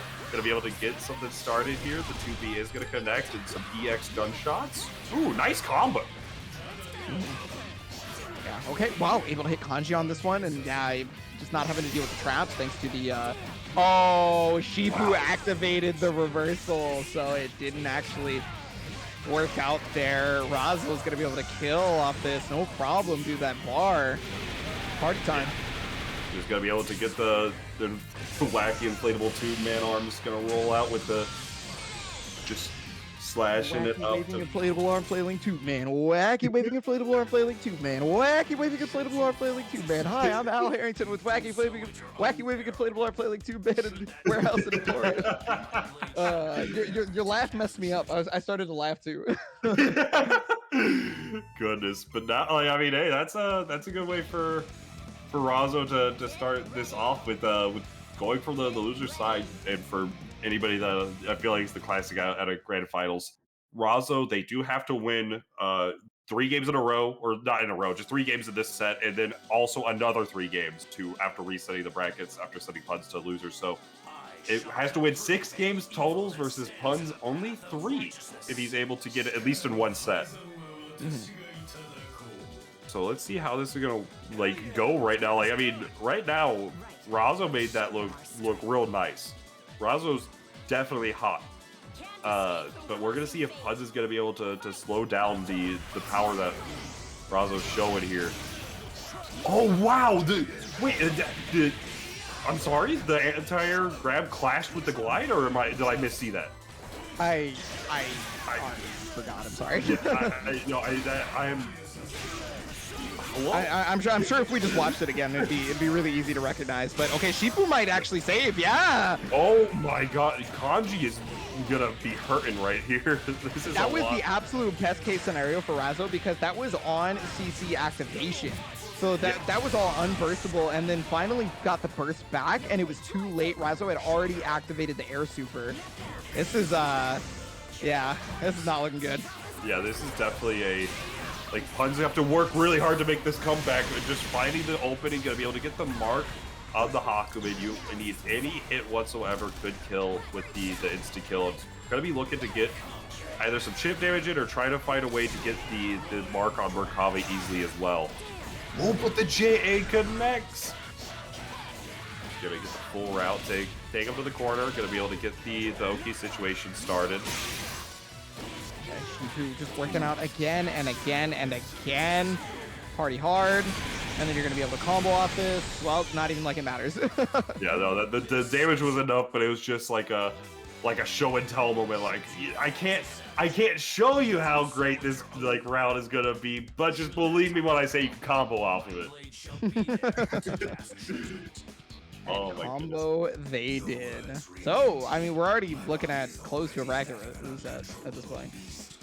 Yeah, no, Razo is coming off of a hot losers run and just Like, well, off of especially after playing Duck, you're gonna be ready for like anything.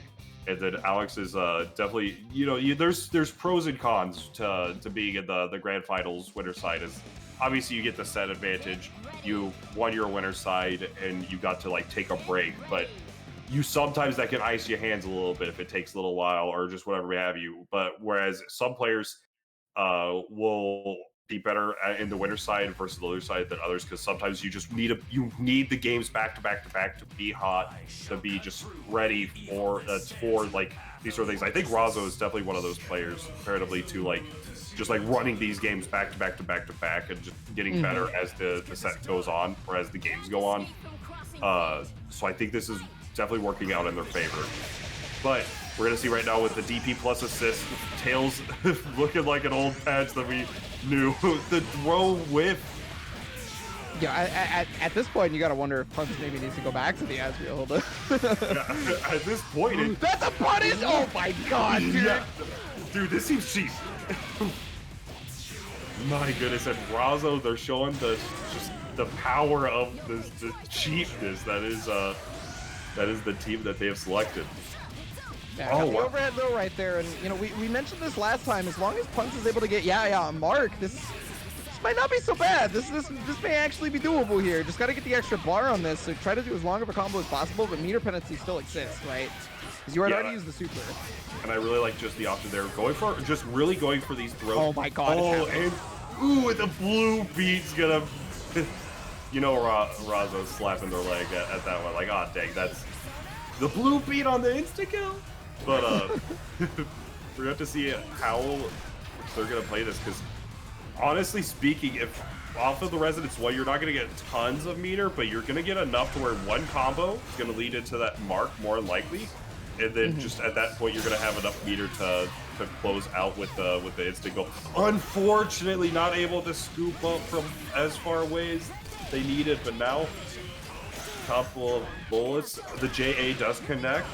Oh, what a call out right there. Changed the trajectory at the last second to be able to stop Recover from moving forward. Fortunately, Razo's still in there with the 5A. Yeah, again and again, just a bit too far away. EX, are you kidding me? Did you just decided? And now just like that, doesn't have the meter currently, but off of with the had a push block, so definitely not gonna be too threatening with meter unless this does go into like a rampage type situation. Tries to get the traps just to really like play this defensive game. Oh wow, almost got the confirm off of that.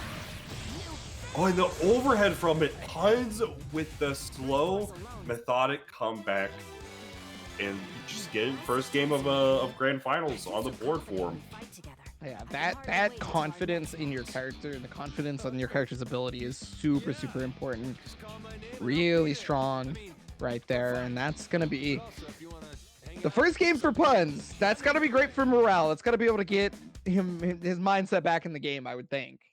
Yeah, that's definitely like in this situation. You're just at that point. You're still behind. Like you can't relax up too much. But that's definitely like a shoulder release. Like okay, I don't need to swap my teams. Like maybe like it's just I needed to warm back up, like we were talking about. Yeah, I mean whether it be that or whatever else, like in terms of whatever you need to do, it's okay. Things are stabilizing. We can figure this out. Yeah, exactly. Like finding that footing is really important right now, and Puns looks like gonna be starting it, but Razo definitely is like we saw how they were able to hold on to this like advantage really early and just keep going. So it just all it took was Puns to able to put a monkey wrench into play it. So let's see how it's gonna work out in this game 4. Grand finals, Razo on the loser side, on set point to reset the bracket. But Puns just, I was going to say maybe doesn't want that to happen, but immediately gets happy birthday. This is going to be a big start for Razo. Yeah, luckily for Puns that happy birthday did not work out. Was trying to bait the reversal action there and still ended up getting a mix-up afterwards. Puns pressing buttons and not finding the mark. I love that, just leaving, just getting out of there. And then Puns just covering it with the Naoto gun. Yeah, just able to get something going here. Yeah, there's going to be a little bit of damage. And now just able to force the corner situation and go. Yeah, we're trying to go for the reset, but Razo not having. Oh, man. Oh, just barely off the mark. Dun, dun, dun, dun, dun. Try to man, parry the Hakumen. second end of the chair, but no dice. Yeah, luckily right there for puns. So getting Hakumen regardless, and another happy birthday, and that's a dead kanji. Naoto is going to take a grip of damage on this one. I finally said it today. But now Summer's advanced. That's 12k. Oh, just short, just shy of it. Yeah. Still. Yeah, it's no insta kill, but it was able just to. It's just a safe point to activate into the resonance, spend a little bit of that bar just to get yourself some meter, and potentially in a situation where any hit can just lead into some nonsense like we're seeing right now, which is able to get a little bit of pressure from that Hamon and then transfer from there. Bursted from Azo. Throw bait with the JC. The throw gonna be DP'd. Oh man, JC right back. Or excuse me, that's not JC in this game. Oh wow, yeah, the hands were caught by puns. Razo, they're able to close it out 3-1 in the first grand finals, but that's gonna mean a reset. Scores up 0-0 right now, both players in the lower bracket. Shin grand finals. That's it. That's the you can't. This is the crossing fate of grand finals for sure. Absolutely. My goodness. So I'm curious, are we gonna see a team swap from Alex? Like, I mean, That's always the question, right? Is like whether or not it'll happen. Like, there's totally a chance that he stays, right? Yeah. Completely possible. And okay, so it did happen, but Yeah. also a complete chance that could have been a completely different thing at the same time. Yeah, like Alex definitely has so many teams under his belt where it's just going to be the case of like, oh, like I can pull these out if I need to, but believing in the main team and just like thinking, you know what, I've gotten pretty far with in the set, like in this particular set with Razo. Just say I'm catching on to their patterns, I'm finding more footing. I think I can make this one work, and obviously you have 2 more games. Even if you were to lose this one, you still have a couple, like a game or two to really like say, hey, let me swap up. But work it out, like working out decent enough so far. Maybe just the additional warm-up is what he needs. We're gonna find out. Grand finals reset 0-0. Already a slow start, but there it is again. The reversal action just getting absolutely demolished by the Shifu assist. And then finally, okay, hold up, wait a minute. Oh, but only the Merkava was marked because of, like we were talking about earlier in the stream, how the thing was set up. But now, era blockable reset situation. But oh wow, the fireball connects on the kanji. Yep, kanji coming in with the 5P though. And yeah, this might kill. Yeah, with the loops into the chair, this might actually kill. But yeah, there it is. Always that question because of just how tanky Hakumen is. Oh yeah, and there's the cruel attack to just get the side swap. 3-frame mix-up, what are you going to do about it? The mark was on, Puns is going to take the first game. Yeah, and that's the good awareness by Puns, recognizing, hey, the Merkava, like, Hakumen down, Merkava's in, this is the one I marked. I just need any confirm.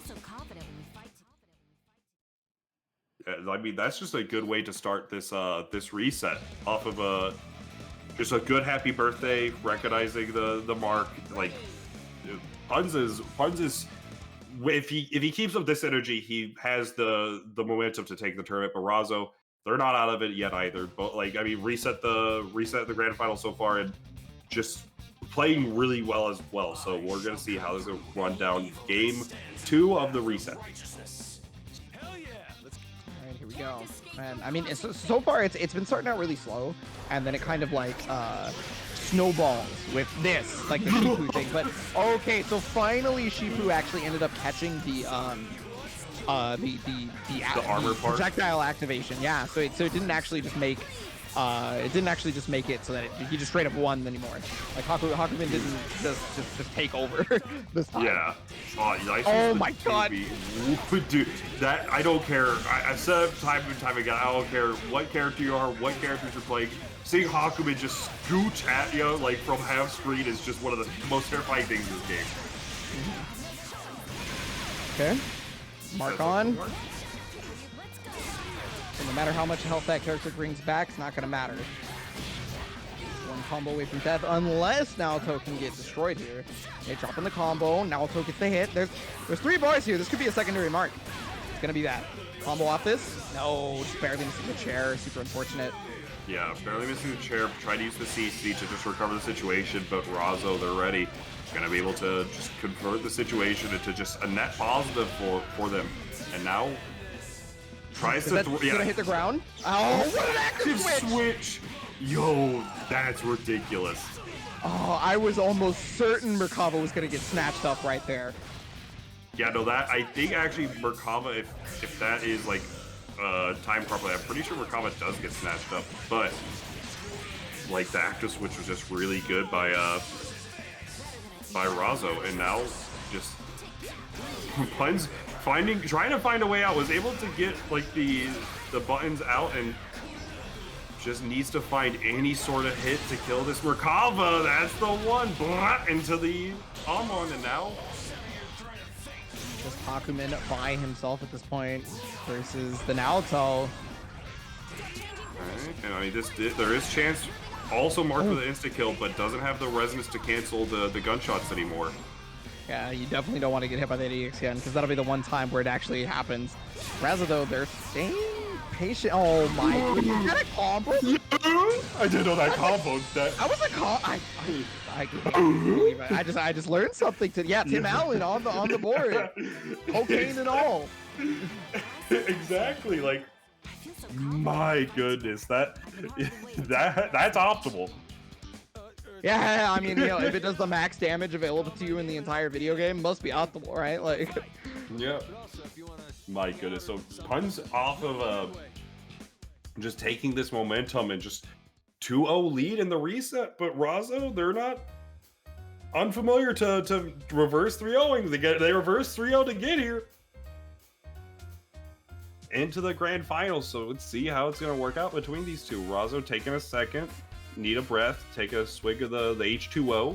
You as well, chat room, everybody, take a, gotta get a little bit of that water in you. There's no breaths, there's no water. There is only character switch from Razo Sharp, I think. Potentially, yeah. I'm curious on how Carmine Yang would fare in this situation, because that is one of their main teams, I would say. Oh, man, that team is it's gonna be the Carmine Hakumen. Okay, this is also gotcha. another team that they played. Yeah, it's I mean it's very similar in that aspect. So yeah, no, it's definitely like Carmine approaches. You have that 6P to cover you, and you get to convert a lot of big damage off of any sort of confirms with it. Could force the situation into any on-block situation into just a sandwich, and we're gonna see it. There's also, I want to say, a better matchup for Carmine into Naoto. I want to say this is going to be a better matchup than the Hakumen, or rather the Merkava. Apologies. Okay. Yeah. So this is what Razo is betting their entire life on, because you have to win 3 straight with this at this point. There is no switching anymore. So let's see how this is going to work out between these two right now. Just getting a little bit, some standard CC pressure going on. Just getting a little bit of that chip, the cross up. Oh, unfortunate. In the air when got hit by the 5A. Yeah, Suzanne is not going to combo on there. The 2B though. Yeah, the anti-air, but realizing that a little bit too weird of an angle to get the shotgun to connect. So opting just to bring him to the floor. Oh, and there we go. Yeah, the slice on the projectile. Tried to get that push block as much as they could, but yeah, got the gunshot. Again. Yeah, that's one of the nicest part about the CC there from full screen, is that the gunshots are just really gonna help out Puns, regardless of what you try to do. And then if you try to burst on Kanji, the actives could come out. Oh no.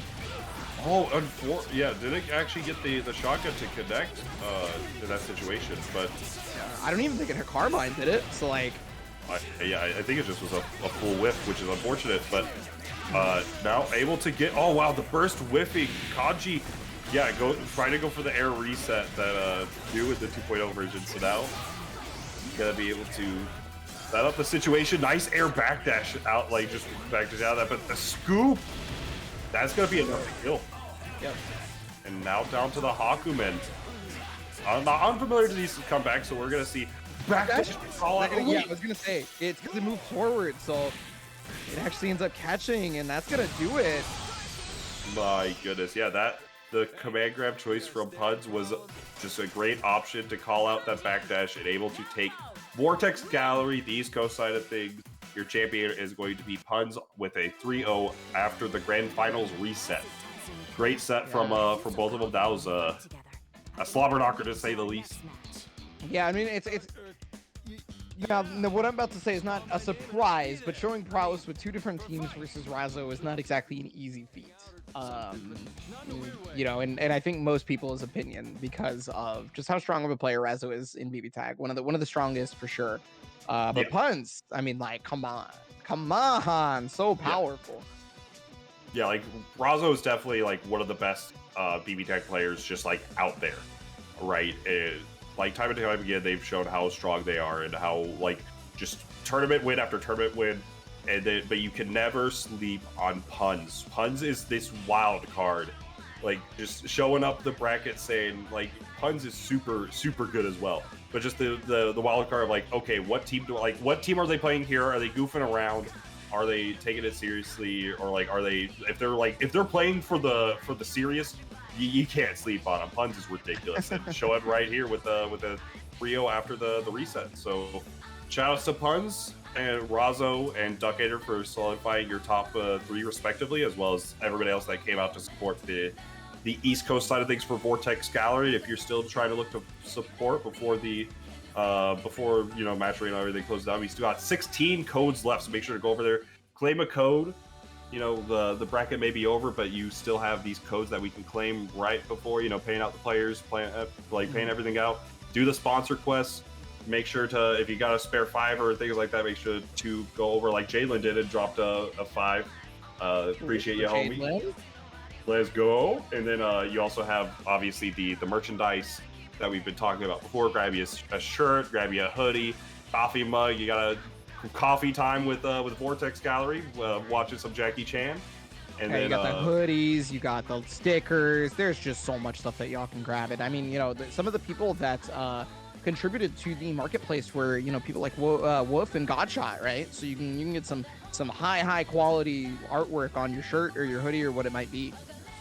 Mm-hmm. Yeah, make sure to if you grab all that stuff before the match arena closes down for the bracket. But at least make sure to tell your friends, tell anybody watching if you haven't already. Log in with your Twitter, click the claim code button, easy peasy lemon squeezy. And so that's going to be the end of our tournament right there. So again, first place Puns, second place Razo, third place Ducket, or fourth place Serene Smile here for Vortex Gallery East Coast BBTAG.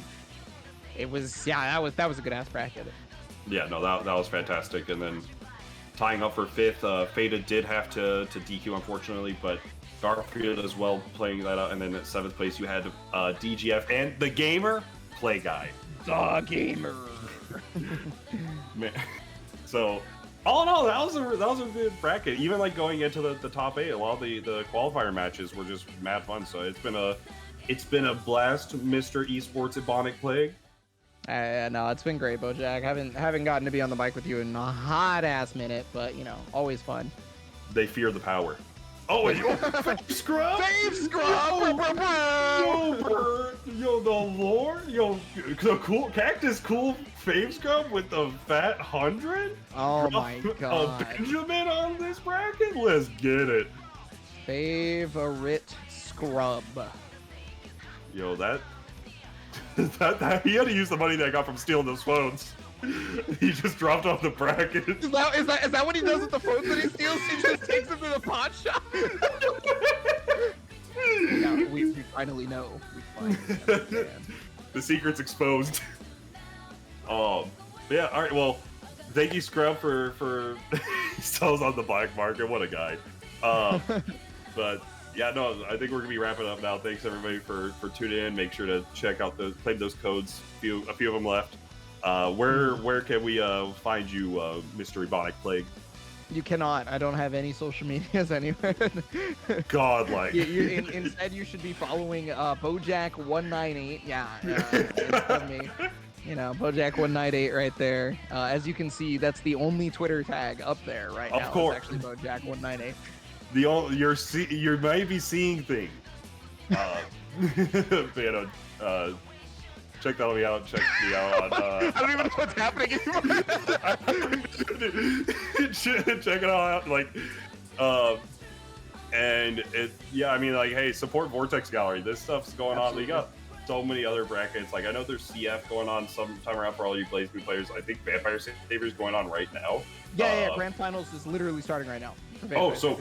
All right, well, check me out there. Check fucking the homie out there. Follow Guzman, subscribe, help out Raph, like support everybody, like, comment, subscribe. See you in the next one.